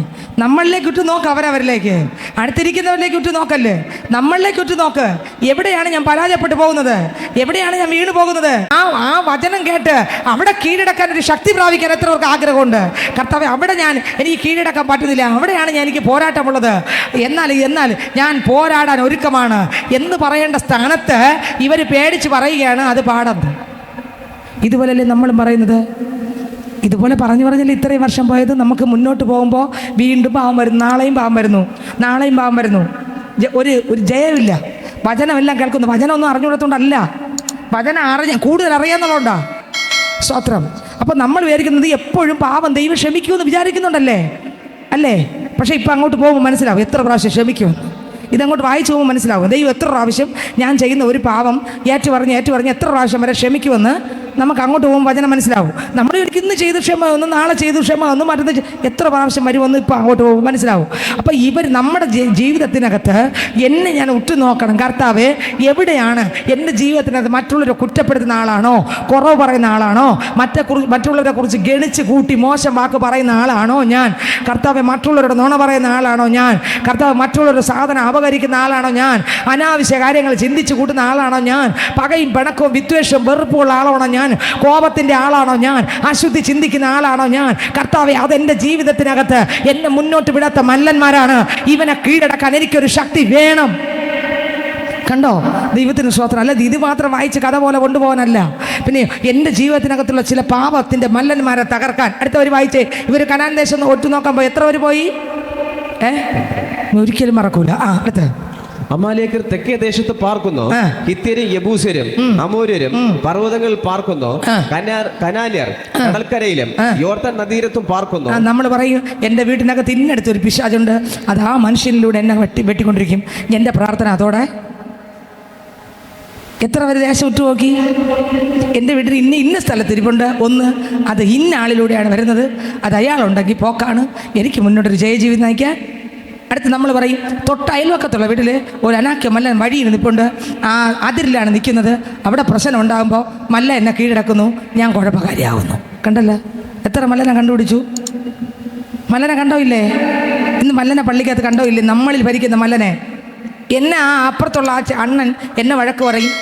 മല്ലനെ കണ്ടോ? ആ മല്ലനെ കീഴടക്കം എന്നെ കൊണ്ടുവരില്ല, ഞാനും അപ്പോഴും മല്ലത്തെയായി രണ്ടിടി അങ്ങ് കൊടുക്കും. ഇപ്പം കണ്ടോ? വന്ന മല്ലനെ കണ്ടോ ഇല്ലേ? ആരും കണ്ടില്ലല്ലേ? സ്വത്രം. അയാൾ 2 പറഞ്ഞു, ഞാൻ അങ്ങോട്ട് ഒന്നും 10 കൂടെ കൂട്ടിയിട്ട് 12 അങ്ങ് പറഞ്ഞു. അപ്പം മല്ല എത്ര ശക്തി ഉണ്ടെന്ന് നോക്കിയേ. എന്നിട്ട് നമ്മൾ പറയും, ഞാൻ 12 പറഞ്ഞപ്പോൾ ഉണ്ടല്ലോ, അയാൾ 10 മടക്കി അങ്ങ് തിരിച്ചു പോയി. ഞാൻ മിണ്ടാതിരുന്നെങ്കിൽ അയാൾ തലയിൽ കയറിയിരിക്കും. ഞാൻ 12 കൊടുത്തപ്പോൾ അയാൾക്ക് മനസ്സിലായി ഇനി എവളോടെ ജയിക്കാൻ പറ്റൂലെന്ന്, അതുകൊണ്ട് തിരിച്ചു പോയി. അപ്പം ജയിച്ച ഏത് മല്ലൻ? നിങ്ങൾ ചിന്തിച്ചു നോക്കിയേ. ജാതികൾ ഭരിക്കുന്ന മല്ലന്മാരെക്കാൾ അധികം പള്ളി വരുന്ന ആൾക്കാരുടെ അകത്ത് മല്ലന്മാരുണ്ട്. എന്നാൽ കാലേബ്, നിങ്ങൾ ഇന്ന് നോക്ക്, ലോക ആൾക്കാരെല്ലാം അംഗീകരിക്കുന്നത് പള്ളി പോകുന്ന ഒരു പാവം ചെയ്യില്ലെന്നാണ്. പക്ഷെ ഇന്ന് ലോകത്തുള്ള ആൾക്കാരെല്ലാം നിങ്ങൾ പള്ളി പോകുന്ന ആളല്ലേ ഇതാണ് ചോദിക്കുന്നത്. എന്നാൽ അവരകത്തിരിക്കുന്ന ചിന്ത പള്ളി പോകുന്നവരെന്ത് ചെയ്യൂല? പാപം ചെയ്യൂല. അപ്പോൾ സ്തോത്രം, പാപം ചെയ്യില്ലെന്നാണ്. നമ്മൾ പാപം ചെയ്യും. അപ്പോൾ ചോദിക്കും, നിങ്ങൾ പള്ളി പോകുന്നവരല്ലേ, അപ്പം നാണം കെടുവില്ലേ? മോശമാണല്ലേ? അല്ലേ? സ്തോത്രം. അടുത്തവർ വായിച്ചേ. എത്ര മല്ലന്മാരെ കണ്ടു? ചീത്ത വിളിക്കുന്ന മല്ലന്മാരെ കണ്ടോ? കോപിക്കുന്ന മല്ലന്മാരെ കണ്ടോ? വാള് കൊടുത്തുകൊണ്ട് ഓടുന്ന മല്ലന്മാരെ കണ്ടോ? കണ്ടില്ലേ? ഇല്ലേ? വായിച്ചേ. എന്നാൽ കാലേബ് മോശയുടെ മുമ്പാകെ ജനത്തെ അമർത്തി, നാം ചെന്ന് അത് കൈവശമാക്കുക. നോക്കിയേ, കാലേബ് പറഞ്ഞു. കാലേബ് അത് ബാക്കിയുള്ള 10 പേരും അവിശ്വാസത്തിന്റെ വാക്ക് പറഞ്ഞു. എന്തോന്ന് പറഞ്ഞു? ഞങ്ങളെ കൊണ്ട് പറ്റത്തില്ല, അവിടെ നല്ല ഫലമൊക്കെ ഉണ്ട്, കാര്യമല്ല ശരി തന്നെ, നല്ല കായ്ഫലമുണ്ട്, അയ്യോ നല്ല ദേശമാണ്, പക്ഷെ അവിടെ കീഴടക്കാൻ പറ്റൂല. കീഴടക്കാൻ പറ്റാത്തത് അനാക്യമല്ലന്മാരും പ്രശ്നങ്ങളും പ്രതിസന്ധി നിറഞ്ഞിരിക്കുകയാണ്, ഒരു കാരണവശാലും നമ്മളെ കൊണ്ട് കീഴടക്കാൻ പറ്റില്ലെന്ന് 10 പേര് ഒരു സ്വരത്തിൽ പറഞ്ഞപ്പോൾ, അഭിഷേകമുള്ളവൻ, വിശ്വാസമുള്ളവൻ, ഞാൻ ആരെ വിശ്വസിച്ചിരിക്കുന്നു അവൻ എൻ്റെ ഉപനിധി. ആ ദൈവം എന്നെ എന്തിനു വിളിച്ചു? കീഴടക്കാൻ വിളിച്ചു, തകർക്കാൻ വിളിച്ചു. എന്നോട് പറഞ്ഞത് ആര്? കനാൻ ദേശം ഉറ്റുനോക്കാൻ പറഞ്ഞത് ആര്? അത് തരാന്ന് പറഞ്ഞത് ആര്? ആ കർത്താവിന്റെ കൃപയിൽ ജീവിക്കാൻ ശക്തിശാലി നിനക്ക് തരാന്ന് പറഞ്ഞത് ആര്? നീ എന്നെ പോലെ നടക്കാൻ പറഞ്ഞത് ആര്? ആ ജയജീവൻ നയിക്കാൻ പറഞ്ഞത് ആര്? നീ ആ മലനെ കീഴടക്കുമെന്ന് പറഞ്ഞത് ആര്? ഈ പറഞ്ഞവനെ കാലേബ് നോക്കി, യോശുവ നോക്കി, അവൻ സർവശക്തനെന്ന് മനസ്സിലായി. കാലേബ് എന്ത് ചെയ്തറിയുമോ? അടിച്ചിരുത്തി. ആരടിച്ചിരുത്തി? 10 പേരെ അടിച്ചിരുത്തി. ആരടിച്ചിരുത്തി? നെഗറ്റീവ് പറഞ്ഞ 10 പേര്. എന്ത് നെഗറ്റീവ് പറഞ്ഞു? കനാൻ ദേശവും കൊള്ളാം, അതിനകത്തുള്ള ഫലങ്ങളെല്ലാം കൊള്ളാം, ഒരു കാരണവശാലും നമുക്ക് കീഴടക്കാൻ പറ്റേയില്ല, അവിടെ അനക്കമല്ലന്മാർ ഉണ്ട്. ഇതല്ല ഞാൻ നിങ്ങൾ പറയുന്നത്. ക്രിസ്തുവിലുള്ള സ്വഭാവം എല്ലാം കൊള്ളാം, ഒരു കാരണവശാലും എനിക്ക് അതിൽ ജയിക്കാനും. കണ്ടോ എന്തെന്നറിയാമോ? ഇത് പറയാനുള്ള കാരണം എന്നറിയാമോ? എനിക്കതിനുള്ള ആഗ്രഹമില്ല. ആഗ്രഹം ഉണ്ടെങ്കിൽ എന്ത് ചെയ്യും? വാഗ്ദത്തം പ്രാപിക്കും. ആഗ്രഹം ഇല്ലാത്തതുകൊണ്ട് ഞാൻ എപ്പോഴും എന്ത് പറയും? പറ്റില്ല, പറ്റില്ല, പറ്റില്ല, പറ്റില്ല, പറ്റില്ല, പറ്റില്ല. എന്നാൽ ആഗ്രഹമുള്ള പറയും, വാഗ്ദത്തം തന്ന ദൈവമാണ്, വാക്ക് തന്ന ദൈവമാണ്, വിളിച്ച ദൈവമാണ്, പറഞ്ഞത് ദൈവമാണ്, പുറത്തെടുത്ത ദൈവമാണ്, കരം പിടിച്ച ദൈവമാണ്. ആ ദൈവമാണ് കരം പിടിച്ചതെങ്കിൽ എന്നെ കൊണ്ടെത്തിക്കാനെടുത്ത് ജയത്തോടെ കൊണ്ടെത്തിക്കാൻ ആ ദുഷ്ടപിശാചിന്റെ പാവശക്തി ഇനി എന്നെ കീഴടക്കയില്ല, ഇനി എന്നെ തകർക്കയില്ല. ജയത്തോടെ കൊണ്ടെത്തിക്കുക ഈ ദൈവം മതിയായവനാണ്, ഈ ദൈവം വിശ്വസ്തനാണ്, അന്ത്യം വരെ നടത്തുവാൻ. അവൻ എൻ്റെ ഉപനിധി. ഞാൻ ആരെ വിശ്വസിച്ചിരിക്കുന്നു എന്നറിയുന്നു. അവൻ എൻ്റെ ഉപനിധി. ആ ദിവസം വരെ നടത്താൻ എനിക്ക് എൻ്റെ ദൈവം മതിയായവൻ. ഹല്ലേലൂയ. ഇവർ തിരിച്ചു വന്നു. 10 പേര് ഒരേ സ്വരത്തിൽ പറഞ്ഞു, ഒരിക്കലും കനാൻ ദേശത്ത് പോകാൻ പറ്റൂല, അവിടെ മല്ലനുണ്ട്. സ്വത്രം ഇന്ന് പകൽക്കാലം എത്ര പേര് പറയുന്നുണ്ട്, എൻ്റെ ജീവിതത്തിനകത്ത് പ്രശ്നമുണ്ട്, എൻ്റെ വീട്ടിനകത്ത് എന്നെ തകർക്കുന്ന ചില ഇരുട്ടിൻ്റെ ശക്തികളുണ്ട്, എനിക്ക് അവന്മാരെ പേടിയില്ല. ആരൊക്കെ പറയും എനിക്ക് അവന്മാരെ പേടിയില്ല? കാരണം എൻ്റെ അപ്പൻ്റെ അഭിഷേകം എൻ്റെ അകത്തുണ്ട്. ധൈര്യത്തോടെ പറ, എൻ്റെ അപ്പൻ്റെ അഭിഷേകം എൻ്റെ അകത്തുണ്ട്. ഈ അഭിഷേകത്താൽ എൻ്റെ കുടുംബത്തെ തകർക്കുന്ന, എൻ്റെ തലമുറകളെ തകർക്കുന്ന, ജീവിതത്തിനകത്ത് സ്വൈര്യമായിട്ട് ജീവിക്കാൻ വിടാതെ തകർക്കുന്ന പാപ ശക്തികളെ, ഇരുട്ടിൻ്റെ ശക്തികളെ, ഭവന തലകൾക്കകത്തുനിന്ന് ശാസിക്കാൻ ഒരധികാരം എൻ്റെ അകത്ത് ദൈവം തന്നിട്ടുണ്ട്. അത് ഇന്ന് അധികാരത്തോടെ ഞാൻ ശാസിക്കുന്നു. ഇന്ന് ഞാൻ തിരിച്ചു പോകുമ്പോൾ വന്നതുപോലല്ല ഞാൻ പോകുന്നത്, ഇരട്ടി ബലത്തോടെ ഞാൻ പോകും. ധൈര്യത്തോടെ പറഞ്ഞ്, വന്നതുപോലല്ല ഞാൻ പോകുന്നത്. ലൂക്കോസ് 10:12 പാമ്പുകളെയും തേളുകളെയും ശത്രുവിൻ്റെ സകല ബലത്തെയും ചവിട്ടുവാൻ ഞാൻ നിങ്ങൾക്ക് അധികാരം തരുന്നു, അതൊരിക്കലും ഒരു ദോഷവും വരുത്തുകയില്ല. ലൂക്കോസ് സുവിശേഷം വായിക്കുമ്പോൾ അതിനകത്തുണ്ട്, എന്നെ കേൾക്കുന്ന ദൈവത്തിൻ്റെ പൈതലെ പറഞ്ഞ് പാമ്പുകളെയും തേളുകളെയും ശത്രുവിൻ്റെ സകല ബലത്തെയും ചവിട്ടുവാൻ എനിക്ക് എൻ്റെ ദൈവം അധികാരം തന്നിട്ടുണ്ട്. സ്തോത്രം. ഒരു ദോഷവും എനിക്ക് വരുത്തുകയില്ല. എൻ്റെ ദൈവം ഒരു അധികാരം തന്നിട്ടുണ്ട്. എന്നെ വിളിച്ച ദൈവം ആരെന്ന് ഞാൻ മനസ്സിലാക്കുന്നു. എന്നെ വിളിച്ച ദൈവം വിശ്വസ്തൻ, എന്നെ വിളിച്ച ദൈവം വിശ്വസ്തൻ, എന്നെ വിളിച്ച ദൈവം വിശ്വസ്തൻ, എന്നെ വിളിച്ച ദൈവം വിശ്വസ്തൻ, എന്നെ വിളിച്ച ദൈവം വിശ്വസ്തൻ. അന്ത്യം വരെ നടത്തുവാൻ ഈ ദൈവം മതിയായവൻ. പറഞ്ഞ്, അന്ത്യം വരെ നടത്തുവാൻ ഈ ദൈവം മതിയായവൻ. എനിക്ക് എൻ്റെ കർത്താവിനെ പോലെ ജീവിക്കുവാൻ കഴിയാതവണ്ണം എന്നെ തടഞ്ഞു വെച്ചിരിക്കുന്ന ചില മല്ലന്മാരെ കീഴടക്കുവാൻ എൻ്റെ ദൈവം ഇന്ന് എന്നെ കണ്ടിട്ടുണ്ട്. അതിനെ തകർക്കുവാൻ എൻ്റെ ദൈവം കണ്ടിട്ടുണ്ട്. എൻ്റെ ഭവനത്തിനകത്ത്, എൻ്റെ ആത്മീക ജീവിതത്തിനകത്ത് മുന്നോട്ട് വിടാതെ തകർക്കുന്ന ഇരുട്ടിൻ്റെ ശക്തികളെ ഉടച്ചു മാറ്റി ജയത്തോടെ മുന്നോട്ട് പോകുവാൻ ദൈവം എന്നെ കണ്ടിട്ടുണ്ട്. ഇന്ന് ധൈര്യത്തോടെ പറ, ധൈര്യത്തോടെ പറ, ധൈര്യത്തോടെ പറ, ധൈര്യത്തോടെ പറ, ധൈര്യത്തോടെ പറ, ധൈര്യത്തോടെ പറ. ഹല്ലേലൂയ. 10 പേര് ഒരേ സ്വരത്തിൽ നെഗറ്റീവ് വാക്ക് പറയുമ്പോൾ, എന്നാൽ കാലേബ് പറഞ്ഞു, വിശ്വാസമുള്ളവൻ പറഞ്ഞു, ദൈവത്തിൻ്റെ വാക്ക് വിശ്വസിച്ചവൻ പറഞ്ഞു, എടാ എന്നെ വിളിച്ചത് ആരെന്ന് എനിക്കറിയാം, എന്നെ വിളിച്ചിറക്കിയത് ആരെന്ന് എനിക്കറിയാം, എൻ്റെ ദൈവത്തിൻ്റെ ശക്തി എന്തെന്ന് എനിക്കറിയാം, എൻ്റെ ദൈവത്തിൻ്റെ ഇന്ന് ഇത്ര പേര് പറയുന്നുണ്ട്, എൻ്റെ ദൈവത്തിൻ്റെ ശക്തി എത്രയെന്ന് എനിക്കറിയാം, എൻ്റെ ദൈവത്തിൻ്റെ കൃപ എന്തെന്ന് എനിക്കറിയാം, എൻ്റെ ദൈവത്തിൻ്റെ വാക്ക് എനിക്കറിയാം, ദൈവം വാക്ക് മാറുകയില്ലെന്ന് എനിക്കറിയാം, ആ ദൈവം വിശ്വസ്തനെന്ന് എനിക്കറിയാം, എന്നെ വിളിച്ചാരെന്ന് എനിക്കറിയാം, എന്നെ വിളിച്ചാരെന്ന് എനിക്കറിയാം. ആ ദൈവം എന്നെ വിളിച്ചിട്ടുണ്ടെങ്കിൽ എന്നെ വഴിയിട്ടിട്ട് പോകൂല, എന്നെ വഴിയിട്ടിട്ട് പോകൂല. കനാൻ ദേശം തരാന്ന് പറഞ്ഞിട്ടുണ്ടെങ്കിൽ അത് തരിക തന്നെ ചെയ്യും, തരിക തന്നെ ചെയ്യും, തരിക തന്നെ ചെയ്യും, തരിക തന്നെ ചെയ്യും. അതിന് ജയിക്കുവാൻ എൻ്റെ ദൈവം അതിനുള്ള ശക്തി തരും. Hallelujah, hallelujah. ഏറ്റെടുക്കുന്നവർക്കാണ് ഞാൻ ദൈവത്തെ സ്തുതിക്കുന്നു. ഞാൻ വിളിച്ചു പറയട്ടെ, 10 പേര് ഒരേ സ്വരത്തിൽ പറഞ്ഞു പറ്റൂലെന്ന്. ഇന്ന് ഇങ്ങനെ തന്നെ നമ്മുടെ പള്ളിക്കകത്ത് 100 പേരുണ്ടെങ്കിൽ പലരും നൂറിൽ എത്രയോ ശതമാനം പേർ, ഞാൻ എണ്ണം പറയുന്നില്ല, അത് അവരവർക്കറിയാം, എത്രയോ ശതമാനം പേർ പറയുന്ന ഒന്നുണ്ട്, യേശുവിൽ നല്ല ഫലമുണ്ട്, പക്ഷേ എന്നെ കൊണ്ട് പറ്റത്തില്ല. Oh Jesus, hallelujah. എന്നാൽ വിശ്വാസമുള്ളവൻ പറയും, യേശുവിൽ ഒരുപാട് ഫലമുണ്ട്, എല്ലാം ക്രിസ്തുവിലുള്ളതെല്ലാം നല്ലത് മാത്രമേ ഉള്ളൂ, കളയേണ്ടതൊന്നും യേശുവിലില്ല, എല്ലാം നല്ലത് മാത്രമേ ഉള്ളൂ, പക്ഷേ എന്നിലൊന്നുമില്ല. പക്ഷെ വാഗ്ദത്തം ദൈവം പറഞ്ഞിട്ടുണ്ട്, മക്കളെ സ്വോത്രം, ഞാൻ എൻ്റെ അഭിഷേകത്തെ പകരും, എൻ്റെ സ്വപ്നം നീ എന്നെപ്പോലെ ആകണമെന്നാണ്. എന്നാൽ ഞാൻ ആ ആഗ്രഹത്തിലേക്ക് എന്നെ തന്നെ സമർപ്പിച്ച് ഓടാൻ തുടങ്ങുമ്പോൾ പ്രതികൂലങ്ങളും പ്രശ്നങ്ങളും വരും. അവിടെ എല്ലാം മരിച്ചു കൊടുക്കുമ്പോൾ അവിടെ എല്ലാം ഒരു ജയ ജീവിതം എൻ്റെ നിങ്ങളുടെ അകത്ത് ആത്മാവ് ചെയ്യാൻ തുടങ്ങും. ഞാൻ അവിടെ എൻ്റെ ബുദ്ധി അഫലമാകും, എൻ്റെ കഴിവ് അഫലമാകും, എൻ്റെ ജഡം മരിക്കും, എൻ്റെ കഴിവുകൾ മരിക്കും, എൻ്റെ ദൈവത്തിൻ്റെ ആത്മാവ് എന്നിൽ നിറയും, ചെയ്യേണ്ടതെല്ലാം ആത്മാവ് ചെയ്യും. പാവ ജീവിതം തകരും, പാവ ജഡ മനുഷ്യൻ തകരും. നിന്നയില്ലെന്നല്ല, ദൂഷിയില്ലെന്നല്ല, പ്രഷറില്ലെന്നല്ല, പ്രതികൂലില്ലെന്നല്ല, അവിടെ എല്ലാം ജയത്തോടെ വെളിവരും. ഹല്ലേലൂയ. നിങ്ങൾ എത്ര വിശ്വസിക്കുന്നു, മനസ്സിലാക്കുന്നു, എൻ്റെ ആഴം മനസ്സിലാവുന്നുണ്ടോ എന്ന് എനിക്കറിഞ്ഞുകൂടാ സ്നേഹിതരെ, എനിക്കറിഞ്ഞുകൂടാ. ഒന്ന് എനിക്കറിയാം, ആത്മാവ് സംസാരിക്കുന്നു, ഞാൻ വിളിച്ചു പറയുന്നു. പരിശുദ്ധാത്മാവ് വരുന്നത് അന്യഭാഷ മാത്രം പറഞ്ഞ് കൈയടിക്കാനല്ല. പരിശുദ്ധാത്മാവ് ഒന്നാമത് എന്നെ കർത്താവ് ക്രിസ്തുവേശു നടന്നതുപോലെ നടക്കാനും, പാവമില്ലാതെ യേശു ജീവിച്ചതുപോലെ ജീവിപ്പിക്കാനും, എന്നെ പ്രാക്ടീസ് ചെയ്യാൻ, എന്നെ വളർത്താൻ, എന്നെ കൊണ്ട് നടക്കാൻ, എന്നെ നിയന്ത്രിക്കാനാണ് ഈ ദൈവത്തിൻ്റെ ആത്മാവ് എനിക്ക് തരുന്നത്. എന്നെ കൊണ്ട് പറ്റൂല എന്ന് പറഞ്ഞ് ഇന്നും നാളെ ഒരുപോലെ പാവം ചെയ്ത് നടക്കാനല്ല. ഓ, എൻ്റെ ദൈവം ആഗ്രഹിക്കുന്നത്, ഓ ക്രിസ്തുവിൽ തികഞ്ഞ ഒരാളായി സ്വർഗത്തിൽ എത്തണമെന്നാണ്.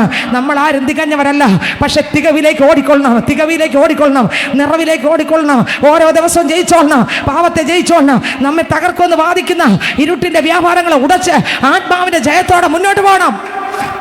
ഹല്ലേലൂയ. താഴോട്ട് വായിക്കുമ്പോൾ അതിനകത്ത് കാലവി ചാടി ഇറങ്ങി 10 പേരുടെ നടുവിൽ നിന്നുകൊണ്ട് പറഞ്ഞു, നിർത്തടാ നിന്റെയൊക്കെ സംസാരം. എന്താന്ന് പറഞ്ഞു? നിർത്തടാ, മതി നീയൊക്കെ പറഞ്ഞത്. നമ്മൾ ഒരുമിച്ച് നിന്ന് കർത്താവിൻ്റെ ശബ്ദം കേട്ട് നീയൊക്കെ പറഞ്ഞ മതി, നിർത്ത്. നമ്മളാണെങ്കിൽ അവരാ 10 പേരെ കൂട്ടത്തിൽ നമ്മൾ എപ്പോൾ ആയെന്ന് ഒന്ന് ചിന്തിച്ച് നോക്കിയേ. 10 പേര് നെഗറ്റീവ് പറഞ്ഞ 12 പേരുണ്ടെന്ന് വെച്ചോ. 2 പേര് പതുക്കെ ഇതിനകത്തോട്ട് കയറി, ശരി തന്നെ ഏട്ടാ. പക്ഷെ ഇവരെ 2 പേരെ ഞാൻ സമ്മതിച്ചു.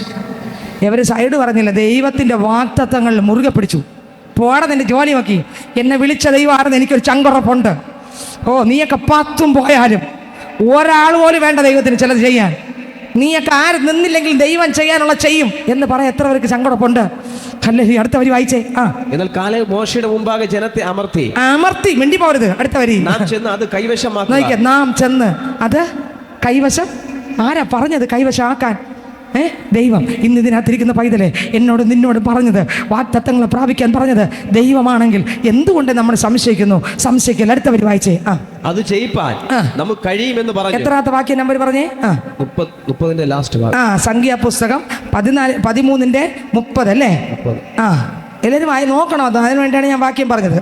എങ്കിലും അവനോട് കൂടെ പോയിരുന്ന പുരുഷന്മാർ ആ ജനത്തിന് നേരെ ചെല്ലുവാൻ നമുക്ക് കഴിയുകയില്ല, അവർ നമ്മിലും ബലവാന്മാർ ആകുന്നു എന്ന് പറഞ്ഞു. അവർ നമ്മിലും ബലവാന്മാരാകുന്നു എന്ന് പറഞ്ഞു. അടുത്ത വരി, തങ്ങൾ ഉറ്റുനോക്കിയ ദേശത്തെ കുറിച്ച് അവർ ഇസ്രായേൽ മക്കളോട് ദുർവർത്താനമായി പറഞ്ഞത് എന്തെന്നാൽ, ഞങ്ങൾ സഞ്ചരിച്ച് ഉറ്റുനോക്കിയ ദേശം നിവാസികളെ തിന്നുകളയുന്ന ദേശമാകുന്നു. അവർ പറഞ്ഞു നിവാസികളെ തിന്നുകളയുന്ന. പിന്നെ ക്രിസ്തുവിനെ പോലെ ആകണമെങ്കിൽ ചിലതൊക്കെ തിന്നണതൊക്കെ കാണും, അതിനെ കീഴടക്കണം. അതെങ്ങനെ കീഴടക്കും? ആത്മാവിൽ നിറഞ്ഞ് വിശ്വാസത്തോടെ വാഗ്ദത്തങ്ങൾ വിശ്വസിച്ച് പ്രാർത്ഥിച്ച്. പിന്നെ എൻ്റെ ജഡത്തിനകത്ത് പാപം പൊങ്ങി വരാതെ അപ്പോസ്തലനാകുന്ന പൗലോസ് പറയുന്നു, സ്തോത്രം, ഞാൻ തന്നെ തീരാതിരിക്കേണ്ടതിന് 1 കൊരിന്ത്യർ 9:27 ഞാൻ തന്നെ മറ്റുള്ളവരോട് വചനം പ്രസംഗിച്ച ശേഷം കൊള്ളരുതാത്തവനായി തീരാതിരിക്കേണ്ടതിന് എന്നെ തന്നെ ദണ്ഡിപ്പിച്ച് അടിമയാക്കുന്നു. പാപം എൻ്റെ ജീവിതത്തിൽ വരാതെ എന്നെ ദണ്ഡിപ്പിക്കുന്നു. എൻ്റെ ശരീരത്തിൽ പാപം വരാതിരിക്കാൻ ഞാൻ കീഴടങ്ങുന്നു, ഞാൻ മരിച്ചു കൊടുക്കുന്നു, ഞാൻ ആത്മാവിനാൽ ബന്ധിക്കപ്പെട്ടവനാകാൻ ആഗ്രഹിക്കുന്നു. ഓരോ സെക്കൻഡും ആത്മശക്തിക്കകത്ത് വീണ് കിടക്കാൻ ഞാൻ ആഗ്രഹിക്കുന്നു. ആ ക്രൂശിക്കപ്പെട്ട ക്രിസ്തുവിൽ മറഞ്ഞിരിക്കാൻ ആഗ്രഹിക്കുന്നു. ആ ദൈവശക്തിയിൽ നിറഞ്ഞ് ജീവിക്കാൻ ഞാൻ ആഗ്രഹിക്കുന്നു. പാപത്തിൽ ജീവിക്കാൻ എൻ്റെ ജഡം ഞാൻ ആഗ്രഹിക്കും. പക്ഷേ ഞാനത് എന്ത് ചെയ്യൂല? സ്തോത്രം, ഞാനത് ആഗ്രഹിക്കുന്നില്ല. ഞാനത് എന്ത് ചെയ്യുന്നില്ല? എൻ്റെ ആഗ്രഹം, എൻ്റെ ശരീര ക്ഷീണമുണ്ട്, അതുകൊണ്ട് ക്ഷീണമായിട്ട് ഇങ്ങനെ ചെയ്യാനാണ് ആഗ്രഹം. പക്ഷേ ഞാൻ എന്ത് ചെയ്യത്തില്ല? അത് ശരീര ക്ഷീണമായിരിക്കട്ടെ, അത് ജഡമാണ്. പക്ഷേ എൻ്റെ ആത്മാവ് ഒരുക്കമുള്ളത് ഞാൻ ചെയ്യത്തില്ല. കണ്ടോ? ശരീരവും ജഡവും തമ്മിലുള്ള ജഡവും ആത്മാവും തമ്മിലുള്ള വ്യത്യാസം കണ്ടോ? ആത്മാവ് എപ്പോഴും ഒരുക്കമായിരിക്കും, പക്ഷെ ജഡം എപ്പോഴും ബലഹീനമായിരിക്കും. ഈ ദൈവം തന്നെ തന്നത്, അറിഞ്ഞ് തന്നെ തന്നതാണ്. കാരണം ഇതിനകത്ത് നമ്മൾ കർത്താവിൻ്റെ ആത്മാവിൽ നിറഞ്ഞ് നമ്മളിലുള്ള കഴിവ് കൊണ്ട് ആശ്രയിച്ച് ജയിക്കുകയില്ലെന്നും ക്രിസ്തുവിൽ നിറഞ്ഞ് ആശ്രയിക്കുന്ന പൈതൽ ഇതാന്ന് പറയുമ്പോൾ ജയിച്ചങ്ങ് പോകും. സ്തോത്രം. കരങ്ങൾ ഉയർത്തി ഹാലേ പറഞ്ഞേ, ഹല്ലേലൂയ, ഹല്ലേലൂയ. ദൈവത്തിന് സ്തോത്രം. അല്ലെങ്കിൽ എന്ന് ഏറ്റു പറഞ്ഞുകൊണ്ടിരിക്കുക. ഏറ്റു പറഞ്ഞ എത്ര ദിവസം ദൈവം കേൾക്കുമെന്നാണ് നമ്മൾ ചിന്തിക്കുന്നത്. അടുത്ത വാക്യം വായിച്ചേ. ഞങ്ങൾ സഞ്ചരിച്ച് ഉറ്റുനോക്കിയ ദേശം നിവാസികളെ തിന്നുകളയും ദേശമാകും. ഞങ്ങളെയൊക്കെ തിന്നുകളയും, അതുകൊണ്ട് പോകുന്നില്ലെന്ന് അവന്മാർ 10 ഒരുമിച്ച് പേടിച്ചു. അടുത്ത വരെ. ഞങ്ങൾ അവിടെ കണ്ട ജനമൊക്കെയും അതികായകന്മാർ അവിടെ ഞങ്ങൾ മല്ലന്മാരുടെ സന്തതികളായ. ഇതുപോലെ തന്നെ നമ്മളെ ശരീരം നമ്മൾ നോക്കിയാൽ മതി. എത്ര നമ്മൾ ശ്രമിച്ചാലും പാപം വരാതിരിക്കാൻ എത്ര നോക്കിയിട്ട് അതിപ്പോഴും വീണ്ടും മല്ലൻ്റെ ശക്തി കണ്ടോ? കോപിക്കേണ്ടെന്ന് ഇവിടെ നിന്ന് പള്ളിയിൽ നിന്ന് പറഞ്ഞുകൊണ്ട് പോകും. ഇന്ന് ഇവരെ കോപിക്കാത്ത കോപമായിരിക്കും ഇവിടെ നിന്ന് പോകുമ്പോൾ വരുന്നത്. എന്തറിയാമോ? മല്ലൻ്റെ ശക്തി അത്രയ്ക്ക് ഉണ്ട്. ഇത് പിന്നെ എന്തിനും പിടിച്ചിരുത്തിയായിരിക്കും? ഇരിക്കൂല. പക്ഷെ എനിക്കൊരു ദാഹവും ആഗ്രഹം ഉണ്ടെങ്കിൽ അവിടെ ഇവനെ കീഴടക്കാൻ പറ്റൂ. അടുത്ത വരി. അവിടെ ഞങ്ങൾ മല്ലന്മാരുടെ സന്തതികളായ അനാക്യ മന്നന്മാരെയും കണ്ടു. അനാക്യനെയും കണ്ടത്. അടുത്ത്. ഞങ്ങൾക്കു തന്നെ ഞങ്ങൾ വെട്ടുക്കിളികളെ പോലെ തോന്നി. കണ്ടോ? ഇത് തോന്നാൻ പറഞ്ഞതാരാ? ദൈവത്തെ നോക്കിയില്ല. അതാണ് അതിൻ്റെ അർത്ഥം. ദൈവം പറഞ്ഞ വാഗ്ദത്തത്തേക്കാൾ വെട്ടുകിളിയെയും ജഡത്തിൻ്റെ പാവപ്രവർത്തികളും ചിന്തിച്ചു. ഇതാണ് വന്ന ദോഷം. ദൈവം പറഞ്ഞ വാഗ്ദത്തങ്ങളെ വിശ്വസിച്ച് ഒരു ദാഹം, എനിക്കെൻ്റെ യേശുവിനെ പോലെ ആകണമെന്നുള്ളൊരു ദാഹം ഉണ്ടെങ്കിൽ ആ മുന്നോട്ട് പോകും തോറും ഓരോ സെക്കൻഡും ആത്മാവിനാൽ നിറച്ചുകൊണ്ടിരിക്കും. ദൈവം ചെയ്യിപ്പിക്കേണ്ട എല്ലാം ചെയ്യിപ്പിച്ചുകൊണ്ടിരിക്കും. ദൈവം എന്താണോ നമ്മളിലൂടെ ചെയ്യേണ്ടത് അതെല്ലാം നമ്മളിലൂടെ നടക്കുകയും ചെയ്യും. ദൈവം ഇവിടെ കൊണ്ടുപോകണോ അവിടെ കൊണ്ടുപോകും. സ്തോത്രം. ഹല്ലേലൂയ. നമ്മൾ ഓടാൻ പറ്റൂല. എനിക്കിപ്പോൾ ഇന്നടുത്ത് പോകണമെന്ന് പറഞ്ഞാൽ പോകാൻ പറ്റത്തില്ല. ദൈവത്തിൻ്റെ ആത്മാവിന് ഇഷ്ടമുണ്ടെങ്കിൽ നമ്മളെ കൊണ്ടുപോകുള്ളൂ. ദൈവത്തിൻ്റെ ഹിതയെ നടക്കുകയുള്ളൂ. ദൈവത്തിന് ഇഷ്ടമില്ല നമ്മളെ കൊണ്ടുപോകാൻ പറ്റൂല. ദൈവത്തിന് സ്തോത്രം. ആത്മാവിനെ അനുസരിച്ച് ജഡത്തിൻ്റെ പ്രവൃത്തികൾ മരിക്കും. ഹല്ലേലൂയ. ആത്മാവിലാണ് മരിക്കുന്നത്. ദൈവത്തിന് സ്തോത്രം. ഇവിടെ ഇതാ അവിടെ ഉള്ള ബുദ്ധിമുട്ടുകളാണ് പറയുന്നത്. അടുത്ത വാക്യം വായിച്ചു പോയേ. ഞങ്ങൾ വെട്ടുകിളികളെ പോലെ തോന്നി. അവർക്ക് തോന്നി ഇത് ഒരിക്കലും ജയിക്കാൻ പറ്റില്ല, വെട്ടുക്കിളിയായിട്ട് തോന്നി. എൻ്റെ കേൾക്കുന്ന എൻ്റെ സഹോദരങ്ങളെ, നമ്മുടെ ജീവിതത്തിൽ വരുന്ന ഇന്ന പാപത്തെ ജയിക്കാൻ പറ്റുകയില്ല എന്ന് ആർക്കെങ്കിലും തോന്നുന്നെങ്കിൽ ഞാൻ പറയാം, നിന്നെ തന്നെ നീ വെട്ടുക്കിളിയാക്കി വെച്ചിരിക്കുന്നതുകൊണ്ടാണ്. പക്ഷെ ധൈര്യത്തോടെ പറ, ഞാൻ യേശുവിനോട് കൂടെ ക്രൂശിക്കപ്പെട്ടു, ഞാൻ മരിച്ചു, ക്രിസ്തുവിൻ്റെ വാഗ്ദത്തങ്ങൾ വിശ്വസിക്കുന്നു. അവിടെ എല്ലാം ക്ഷമിക്കാനും താഴാനും കർത്താവെ ഞാൻ ഒരുക്കമാണെന്ന് പറഞ്ഞ് കർത്താവിൻ്റെ മുമ്പിൽ കീഴടങ്ങുമ്പോൾ, ഞാൻ മരിച്ചു കൊടുക്കുമ്പോൾ അവിടെയെല്ലാം യേശു വാഴുകയും എനിക്കെതിരെ നിൽക്കുന്ന മലനായ ഗോലിയത്ത് അവൻ്റെ സകല പദ്ധതികളെ വലിച്ചിളക്കിക്കൊണ്ട് ചില മണിക്കൂറുകൾ ചില ദിവസങ്ങൾ കഴിയുമ്പോൾ അവൻ തിരികെ പോകും. അവൻ്റെ കാര്യങ്ങളൊന്നും വിറ്റഴിയാതെ വരുമ്പോൾ അവൻ തിരികെ പോകും. ആ പൈതൽ ജയാളിയായി പുറത്തു വരും. ഇന്ന് ഇതിനകത്ത് ദൈവം ഓരോരുത്തരെയും കുറിച്ച് ആഗ്രഹിക്കുന്ന ഇതാണ്: ഈ കാടിനെ വെട്ടിപ്പിടിക്കാൻ, ഈ മല്ലന്മാരെ തകർത്തെറിയാൻ, ആത്മാവിൽ സഞ്ചരിപ്പാൻ, ഒരു വിശുദ്ധ പൈതലാൽ മാറുവാൻ, ഒരു മണവാട്ടി വർഗമായി മാറുവാൻ, പാപത്തിന്റെ പിശാചിന്റെ വ്യാപാരങ്ങളെ ആത്മാവിൽ തിരിച്ചറിഞ്ഞ് പുറത്തു വരുവാൻ ദൈവത്തിന്റെ ആത്മാവ് എന്നെക്കുറിച്ച് നിങ്ങളെക്കുറിച്ചും ആലോചന പറയുകയാണ്. എന്നും ഭാവിയായിട്ടിരിക്കാനല്ല, പിന്നെയോ ജയത്തോടെ മുന്നോട്ട് പോകാൻ. ഹല്ലേലൂയ. അടുത്ത വാക്യം വായിച്ചേ. അവരുടെ കാഴ്ചയ്ക്ക് ഞങ്ങൾ അങ്ങനെ തന്നെ ആയിരുന്നു. അടുത്ത വരി 14-ാം അധ്യായം വായിച്ചേ. അപ്പോൾ സഭയൊക്കെ ഉറക്കെ നിലവിളിച്ചു. ജനങ്ങളെല്ലാം ഉറക്കെ നിലവിളിച്ചു. ജനം ആ രാത്രി മുഴുവനും കരഞ്ഞു. ഇസ്രായേൽ മക്കൾ എല്ലാവരും പിറുവിറുക്കാൻ തുടങ്ങി. ഭയങ്കര പിറുവിറുപ്പ്. ഞങ്ങളെ ഇത്രയും കാലത്ത് മര്യാദയ്ക്ക് പറവോന്റെ കൊട്ടാരത്തിനകത്ത് കിടക്കുമായിരുന്നു, കനാൻ ദേശത്തിലേക്ക് കൊണ്ടുപോകാൻ ഞങ്ങളെ കൊണ്ടുവന്നിട്ട് ഇപ്പൊ പറയുന്നത് അവിടെ കൊന്നുകളയുന്ന മനുഷ്യനെ തിന്നുന്ന ആൾ കൊണ്ടുവന്നു. ഇപ്പൊ പറയുന്നത് മനുഷ്യനെ തിന്നുന്ന ആളും മര്യാദയ്ക്ക് അവിടെ കിടന്ന് ആ കൊട്ടാരത്തിനകത്തായിരുന്നു വല്ല കിട്ടുന്ന വെള്ളം കുടിച്ചുകൊണ്ട് മര്യാദയ്ക്ക് സ്വത്ര അടി കിട്ടിയാലും കുഴപ്പമില്ലായിരുന്നു, അവിടെ കിടക്കുമായിരുന്നു. ഞങ്ങളെ ഇവിടെ കൊണ്ടുവന്നിട്ട് ഇപ്പോൾ പറയുന്നു അവിടെ തിന്നുന്ന ആളുകളും ഇവന്മാരെല്ലാം പെറുപിറുക്കാൻ തുടങ്ങി. 10 എണ്ണത്തിനെ കൊണ്ടുപോയത് കണ്ട. 12 എണ്ണം പോയാൽ 10 എണ്ണം ഇവരെയും കൂടെ അടിച്ചിളക്കി വിടുന്ന ആൾക്കാർ. ഇവരുടെ അടുത്ത് വന്നപ്പോൾ ഇത്രയും ലക്ഷം ജനങ്ങളുടെ അടുക്കൽ വന്ന് പറഞ്ഞു കൊടുത്തു, ഒരു കാരണവശാലും പോകാൻ പറ്റില്ല, മനുഷ്യനെ തിന്നുന്ന ആൾക്കാരും അതിനകത്ത് ഉണ്ട്. ഇതിനകത്ത് നിന്ന് ഈ ലക്ഷങ്ങളുടെ നടുവിൽ 2 പേര് പറയുന്നു നമ്മൾ ജയിക്കും. ജീസസ്. വേറെ 2 പേര് വിശ്വാസമുള്ളവരും വചനം ഏറ്റെടുക്കുന്നവരും ദൈവത്തിൽ ദാഹിക്കുന്നവർ. അതല്ല ഞാൻ പറഞ്ഞേ, വെറും 2 പേർ. ഇത്രയും പേരുണ്ട് ഇതിൽ. വെറും 2 പേർ. എന്തിന്? ഹല്ലേലൂയ. എന്ത് പറയും? ഇതുപോലെയാണ് ഓരോ സഭയ്ക്കകത്തും. 100 കണക്കിന് ആൾക്കാരുണ്ടെങ്കിൽ ഇതിനകത്ത് ചുരുക്കം ചിലരെ കാണുള്ളൂ. ക്രിസ്തുവിലുള്ളവരും ഒരു ജയാളിയായി നടക്കാൻ ആഗ്രഹിക്കുന്നവരും എന്ത് യേശുവിൻ്റെ ഇഷ്ടത്തിന് വിട്ടുകൊടുക്കാൻ ഒരുക്കമുള്ള ചുരുക്കം വരെ കാണും. എല്ലാവരും കാണൂല. സ്വത്രം ഒരുപാട് കൂട്ടം കാണും, ഭയങ്കര പട പോലത്തെ ആൾക്കാർ കാണും. പക്ഷെ അതിനകത്ത് സ്വത്രം ക്രിസ്തുവിൽ നിറഞ്ഞ് ജീവിക്കാൻ ആഗ്രഹിക്കുന്ന ഒരു ചുരുക്കമായിരിക്കും. നോക്കി അടുത്ത വരി. ഇസ്രായേൽ മക്കൾ എല്ലാവരും മോശയ്ക്കും അഹരോനും വിരോധമായി പിറുപിറുത്തു കേട്ടോ. പിറുപിറുക്കാൻ തുടങ്ങി. നമ്മളിങ്ങനെ തന്നെ പ്രശ്നം വരുമ്പോൾ പിറുപിറുക്കാൻ തുടങ്ങും, പ്രതികൂലം വരുമ്പോൾ പിറുപിറുക്കാൻ തുടങ്ങും. ഈ 2 പേര് പോയിട്ട് ബാക്കിയെല്ലാം പിറുപിറുത്തു. എത്ര പേര് പോയിട്ട്? ഈ 12 പേരിൽ 2 പേര് മാത്രമല്ല, ബാക്കി ലക്ഷക്കണക്കിന് ജനങ്ങൾ കൊണ്ടുവന്നിരിക്കുക ഫറവോന്റെ കൊട്ടാരത്തിൽ. ഈ ജനം മുഴുവൻ ലക്ഷോപലക്ഷ ജനങ്ങളുണ്ട് ഇതിനകത്ത്. സ്തോത്രം. ഇത്രയും ജനം മുഴുവനും പിറുപിറുക്കുകയാണ്. അടുത്ത വരി വായിച്ചേ. സഭയൊക്കെയും അവരോട് മിസ്രൈം ദേശത്ത് വെച്ച് ഞങ്ങൾ മരിച്ചു പോയിരുന്നു എങ്കിൽ കൊള്ളായിരുന്നു, അല്ലെങ്കിൽ ഈ മരുഭൂമിയിൽ വെച്ച് ഞങ്ങൾ മരിച്ചു പോയിരുന്നു എങ്കിൽ കൊള്ളായിരുന്നു. അടുത്ത് വാളാൽ വീഴേണ്ടതിനെ യഹോവ ഞങ്ങളെ ആ ദേശത്തിലേക്ക്. ദൈവത്തിന് തള്ളി പറഞ്ഞുണ്ടോ? ഇപ്പം മര്യാദയ്ക്ക് അവിടെ കിടക്കുമായിരുന്നു. വാളുകൊണ്ട് കൊല്ലാൻ വേണ്ടിയല്ലേ ദൈവം അവിടെ നിന്ന് ഞാൻ കൊണ്ടുവന്നത്. ഇപ്പൊ പറഞ്ഞാരെ? ദൈവത്തെ. അടുത്ത വരി. യഹോവ ഞങ്ങളെ ആ ദേശത്തിലേക്ക് കൊണ്ടുപോകുന്നത് എന്തിനെ? ഞങ്ങളുടെ ഭാര്യമാരും മക്കളും കൊള്ളയായി പോകുമല്ലോ, മിസ്രൈമിലേക്ക് മടങ്ങി പോകുകയല്ലയോ ഞങ്ങൾക്ക് നല്ലത് എന്ന് പറഞ്ഞു. ഇപ്പൊ എങ്ങോട്ട് പോകാൻ ആഗ്രഹിച്ചു? ഫറവോന്റെ അടുത്ത് നിന്നല്ലേ തിരിച്ചു വന്നത്.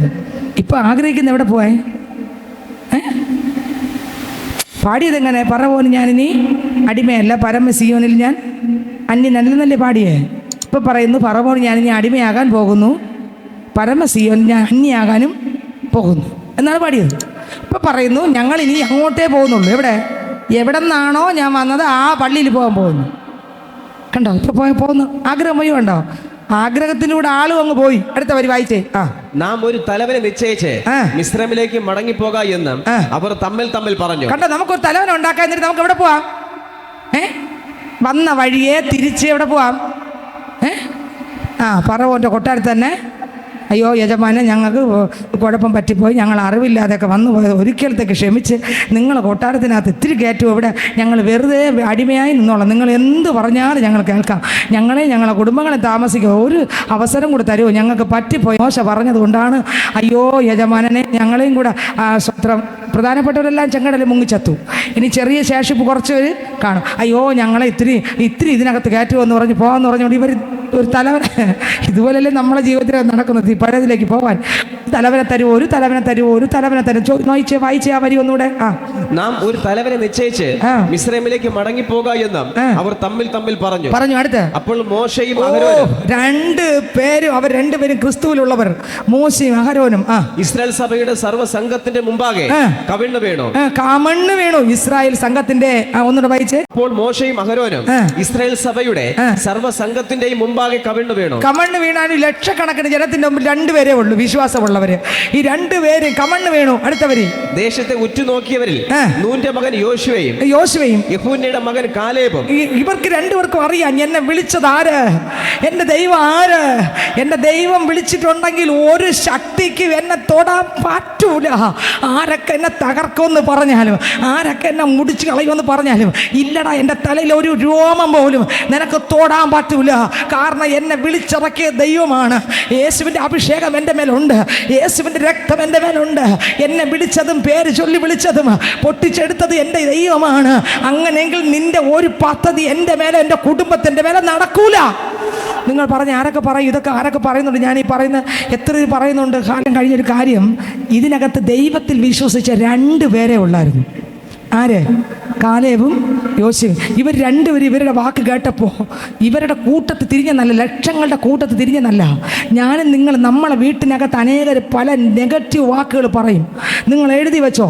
പക്ഷേ ഇതിനകത്ത് ക്രിസ്തുവിൽ വിശ്വസിക്കുന്ന പൈതൽ ഉറച്ചു നിന്നിട്ട് പറയും, നിങ്ങളുടെ പക്ഷം ഞാൻ തിരിയത്തില്ല. ഞാൻ യേശുവിന് വേണ്ടി ഇറങ്ങിയത് യേശുവിന് വേണ്ടി തന്നെ. ഇനി ഈ ഫറവോന്റെ കൊട്ടാരത്തിനകത്തോ, ഇനി ഈ ഫറവോന്റെ ജീവിത മേഖലയ്ക്കകത്തോ ഞാനിനി പോകുകയുമില്ല, നിൽക്കുകയുമില്ല, ഇരിക്കുകയുമില്ല. അവരുമായിട്ടുള്ള ഒരു ബന്ധങ്ങളും എനിക്ക് വേണ്ട. എനിക്ക് എൻ്റെ ദൈവമായിട്ടുള്ള ബന്ധം മതി. ഞാൻ എൻ്റെ ദൈവത്തിനായിട്ട് നിൽക്കും. എൻ്റെ ദൈവം എന്നെ വിളിച്ചിട്ടുണ്ടെങ്കിൽ എന്നെ അന്ത്യം വരെ ആരൊക്കെ ഉപേക്ഷിച്ചാലും ഈ ദൈവം എന്നെ വഴി നടത്തും എന്നുള്ള ഉറപ്പ് ഈ 2 പേർക്ക് ഉണ്ടായിരുന്നു.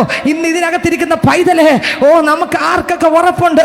യേശുപ്പൻ എന്നെ വിളിച്ചിട്ടുണ്ടെങ്കിൽ, വേർതിരിച്ചിട്ടുണ്ടെങ്കിൽ വഴി നടത്താൻ മതിയായവൻ. ഹല്ലേലൂയ. ഓ, വഴി നടത്താൻ മതിയായവൻ മഹത്വമായിട്ട് എന്ത് ചെയ്യണം?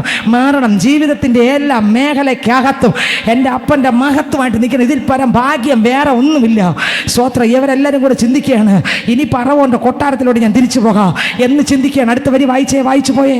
നൂന്റെ മകൻ യോശുവയും യെഫുന്നെയുടെ മകൻ കാലേബും വസ്ത്രം കീറി ഇസ്രായേൽ മക്കളുടെ സർവ്വസഭയോടും പറഞ്ഞത് എന്തെന്നാൽ, ഞങ്ങൾ സഞ്ചരിച്ച് ഉറ്റുനോക്കിയ ദേശം എത്രയും നല്ല ദേശമാകുന്നു. ഇവർ രണ്ടുപേരും പറഞ്ഞു, എത്രയും നല്ല ദേശം. അടുത്ത്, യഹോവ നമ്മിൽ പ്രസാദിക്കുന്നു എങ്കിൽ അവൻ നമ്മെ പാലും തേനും ഒഴുകുന്ന ആ ദേശത്തേക്ക് കൊണ്ടുചെന്ന്, കണ്ടോ, ദൈവത്തിൽ ആശ്രയിച്ച, കണ്ടോ, കൊണ്ടുചെന്ന് നമുക്കത് തരും. പക്ഷെ നെഗറ്റീവ് പറയുന്നവർ പറയില്ല, ഒരിക്കലും സ്വർഗത്തിൽ പോകാൻ എന്നെ കൊണ്ട് പറ്റൂല, ഈ പാവത്തെ ജയിക്കാൻ പറ്റൂല, ഇല്ല ക്രിസ്തുവിൽ ജയജീവൻ നയിക്കാൻ പറ്റൂല.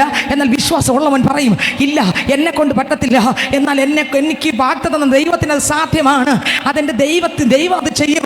ദൈവം പ്രസാദിക്കുകയും ചെയ്യും, ദൈവം ചെയ്യുകയും ചെയ്യും, ദൈവം എന്നെ എത്തിക്കുകയും ചെയ്യും. എന്തൊക്കെ എവിടെയൊക്കെ പറഞ്ഞാലും എനിക്കത് വിഷയമല്ല. എൻ്റെ ദൈവം എന്ത് പറഞ്ഞെന്നാണ് വിഷയം. മനുഷ്യൻ എന്ത് പറഞ്ഞെന്നല്ല വിഷയം. സാഹചര്യം എനിക്ക് എതിരായിരിക്കാം, പക്ഷെ എൻ്റെ ദൈവം എനിക്ക് അനുകൂലമാണ്. സാഹചര്യം എനിക്ക് എതിരായിരിക്കാം, എന്നാൽ എൻ്റെ ദൈവം എനിക്ക് അനുകൂലമാണ്. ആരൊക്കെ പറയും സാഹചര്യം എനിക്കെതിരാണ്, എന്നാൽ എൻ്റെ ദൈവം എനിക്ക് അനുകൂലം? പറഞ്ഞേ, സാഹചര്യം എനിക്കെതിരാണ്, പക്ഷേ എൻ്റെ ദൈവം, എന്നെ വിളിച്ച ദൈവം എനിക്ക് അനുകൂലമാണ്. എൻ്റെ ദൈവം ഒരു വാക്ക് തന്നിട്ടുണ്ടെങ്കിൽ അത് എന്നിലൂടെ ചെയ്യാൻ വിശ്വസ്തനാണ്. ഹല്ലേലൂയ. അടുത്ത വാക്യം വായിച്ചേ. യഹോവയോട് നിങ്ങൾ മത്സരിക്കുക മാത്രം അരുത്. കണ്ടോ, ഇവർ രണ്ടുപേരും കൂടെ പറഞ്ഞു. രണ്ടുപേരും 6-ാം വാക്യത്തിൽ പറയും, ലക്ഷങ്ങൾ 100 പേരുടെ നടുവിലല്ല, 10 പേരുടെ നടുവിലല്ല, പിന്നെ ഈ ലക്ഷക്കണക്കിന് ജനങ്ങളുടെ നടുവിൽ ഈ 2 പേർ, ആരൊക്കെ? കാലേബും യോശുവയും ഒറ്റപ്പെടുന്ന സ്ഥലമാണിത്. പക്ഷെ ഒറ്റപ്പെട്ടപ്പോൾ, അതാണ് ഞാൻ പറഞ്ഞത്, ഈ വചന ആഴത്തിൽ ചിന്തിച്ചിരുന്ന് വായിക്കുന്നവർ കരയും. കാരണം ഞാൻ വായിക്കുമ്പോൾ ഞാൻ അതുപോലെ ലക്ഷങ്ങളുടെ നടുവിൽ ഒറ്റപ്പെട്ട് നിൽക്കുമ്പോഴാണ് നമ്മുടെ ഹൃദയം പിടയ്ക്കുന്നത്. കർത്താവേ, ഇവിടെ ഇത്രയും ജനത്തിന് ദൈവവചനം പറഞ്ഞ് കൊണ്ടുവന്നിട്ട് ഇവരിവിടെ വന്ന് പിന്മാറിപ്പോകുന്ന വാക്കാണല്ലോ പറഞ്ഞ്, ഞങ്ങൾ എന്ത് ചെയ്യും? തകർന്നു പോകും. പക്ഷേ കാലേബും യോശുവയും വസ്ത്രം കീറി, കണ്ടോ, കമണ്ണ് വീണു. നോക്കിയേ, 5-6 ഒന്നുകൂടെ വായിച്ചേ. അപ്പോൾ മോശയും അഹരോനും ഇസ്രായേൽ സഭയുടെ സർവ്വസംഘത്തിന്റെ മുമ്പാകെ, ലക്ഷക്കണക്കിന് ജനത്തിന്റെ മുമ്പാകെ കമണ്ണ് വീണു. ദേശത്തെ ഉറ്റുനോക്കിയവരിൽ നൂന്റെ മകൻ യോശുവയും യെഫുന്നെയുടെ മകൻ കാലേബും വസ്ത്രം കീറി ഇസ്രായേൽ മക്കളുടെ സർവ്വസഭയോട് പറഞ്ഞത് എന്തെന്നാ, കമണ്ണ് വീണു. അത് കഴിഞ്ഞ് എന്ത് കീറി?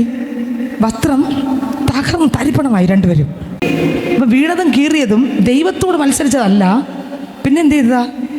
ഈ ജനത്തിൻ്റെ മുമ്പിൽ ശ്രദ്ധിച്ചേ, ഒരു ഉദാഹരണം പറഞ്ഞുതരാം. പുതിയ നിയമത്തിനകത്ത് പോകുമ്പോൾ, ഞാൻ ഇപ്പം നിർത്തും. പുതിയ നിയമത്തിനകത്ത് പോകുമ്പോൾ യെരുശലേം ദേവാലയത്തിനകത്ത് യേശുക്രിസ്തു പോയപ്പോൾ അവിടെ ചാട്ട ഉണ്ടാക്കി എന്ത് ചെയ്തു? അടിച്ച് പുറത്താക്കി. യേശുവിന് സഹിക്കാൻ പറ്റാത്ത കോപം കൊണ്ട് എല്ലാത്തിനും തകർത്ത് തരിപ്പണമാക്കാൻ എവിടെ വന്ന കോപം കൊണ്ടാണോ അത് ചെയ്തത്? അല്ല, പാവം അവിടെ വന്നു. അപ്പം സ്വത്രം അവിടെ എന്ത് സംഭവിച്ചു? ഇതവിടെ സംഭവിച്ചു. ഇവർ രണ്ടുപേരും വസ്ത്രം കീറി താഴെ വീണു, അലറി വിളിച്ചു എന്ന് പറയുമ്പോൾ സ്വത്രം കോപം കൊണ്ടാണോ? അല്ല, പിന്നെ എന്തുകൊണ്ടാ? ഇത്രയും ദൈവത്തെ തള്ളി പറഞ്ഞുകൊണ്ട് സഹിച്ചില്ല. അടുത്ത വരി വായിച്ചേ. ഞങ്ങൾ സഞ്ചരിച്ച് ഉറ്റുനോക്കിയ ദേശം എത്രയും നല്ല ദേശമാകുന്നു. യഹോവ നമ്മിൽ, അപ്പോൾ നിത്യത എന്ന് പറയുന്നത് എത്രയും നല്ലതാണ്. അതിനകത്തുള്ള യേശു എന്ന് പറയുന്നത് ഇനി കിട്ടാനുള്ളതല്ല, അത്രയ്ക്ക് വലിയവനാണ്. ഈ ലോകത്തിൽ ഏറ്റവും വലുതാണ് യേശുവിനെ കിട്ടുക എന്ന് പറഞ്ഞാൽ. അങ്ങനെയെങ്കിൽ അപ്പനെ പ്രാപിക്കാൻ ഓടുന്ന ഓട്ടത്തിനകത്ത് ഏത് ദുഷ്ടശക്തി വന്നാലും അവനെല്ലാം നമ്മുടെ കാലിൻ്റെ ഇരയാണ്. ക്രിസ്തുവിനെ പ്രാപിക്കാൻ തടസ്സമായി എന്നെ നിങ്ങളെ തകർക്കുന്നതെല്ലാം കാലിൻ്റെ ഇരയാണ്. താഴോട്ടുണ്ട് വായിച്ചേ. യഹോവ നമ്മിൽ പ്രസാദിക്കുന്നു എങ്കിൽ അവൻ നമ്മെ പാലും തേനും ഒഴുകുന്ന ആ ദേശത്തേക്ക് കൊണ്ടുചെന്ന് നമുക്കത് തരും. യഹോവയോട് നിങ്ങൾ മത്സരിക്കുക മാത്രം അരുത്. അടുത്ത മത്സരിക്കല്ലേ. അടുത്ത്, ആ ദേശത്തിലെ ജനത്തെ ഭയപ്പെടരുത്. ആ ദേശത്തിലെ ജനങ്ങളെ, അർത്ഥം നമ്മളെ മുന്നോട്ട് വിടുകയില്ലെന്ന് വാദിച്ച് തർക്കിക്കുന്ന ഇരുട്ടിൻ്റെ ശക്തികളെ ഭയപ്പെടല്. ശക്തിയോടെ ജയത്തോടെ ആത്മാവിൽ നിറഞ്ഞ് എന്ത് ചെയ്യണം? മുന്നോട്ട് പൊയ്ക്കോളണം. അടുത്ത വരി. അവർ നമുക്ക് ഇരയാകുന്നു. അവരാരാണ്? പേടിക്കണ്ട, ഇവന്മാരെല്ലാം ഇരയാകും. ഇന്നല്ലെങ്കിൽ നാളെ ഇതെല്ലാം ചത്തൊടുങ്ങും, തകർന്ന് തരിപ്പണമാകും. നമ്മെ കഴിഞ്ഞ നാളുകൾ ബുദ്ധിമുട്ടിപ്പിക്കുന്ന ആ ഇരുട്ടിൻ്റെ ശക്തികൾ ഇന്ന് പകൽക്കാലം എത്ര വിശ്വസിക്കുന്നുണ്ട്? കഴിഞ്ഞ നാളുകൾ സ്വസ്ഥത കെടുത്തി, സമാധാനത്തെ കെടുത്തി, ആശ്വാസത്തെ കെടുത്തി, രാത്രി കിടന്നുറങ്ങാൻ പറ്റാതെ, പകൽ കിടക്കാൻ പറ്റാതെ, രാത്രി പകൽ ഒരുപോലെ അസ്വസ്ഥതപ്പെടുത്തി, ശാരീരമായി മാനസികമായി ദണ്ണിപ്പിച്ച ഇരുട്ടിൻ്റെ വ്യാപാരങ്ങൾ നമ്മുടെ കാലിൻ്റെ അടിയിലുള്ള ഇരയെന്ന് ഇന്ന് എത്ര വിശ്വസിക്കുന്നുണ്ട്? അടുത്ത വാക്യം വായിക്കുമ്പോൾ വേദപുസ്തകം പറയുന്നു, വായിച്ചേ. അവരുടെ ശരണം പോയിപ്പോയിരിക്കുന്നു. നമ്മോട് കൂടെ. പ്രാർത്ഥന വീട്ടിനകത്ത് ഉയരുമ്പോൾ ഇരുട്ടിന്റെ ശരണം പോയി പോകും, അന്ധകാര ശക്തിയുടെ ശരണം പോയി പോകും. അവൻ ഇരിക്കാൻ പറ്റത്തില്ല. അടുത്ത വരി, നമ്മോട് കൂടെ യഹോവ ഉള്ളതുകൊണ്ട്. നമ്മോട് കൂടെ യഹോവ ഉള്ളതുകൊണ്ട് അവനെ ഭയപ്പെടരുത്. അവൻ കണ്ടോ, എന്തുകൊണ്ട് ഭയപ്പെടരുത്? നമുക്കെതിരെ പോരാടുന്ന ശത്രുവിനോട് ഭയപ്പെടരുത്. എന്തുകൊണ്ട് ഭയപ്പെടരുത്?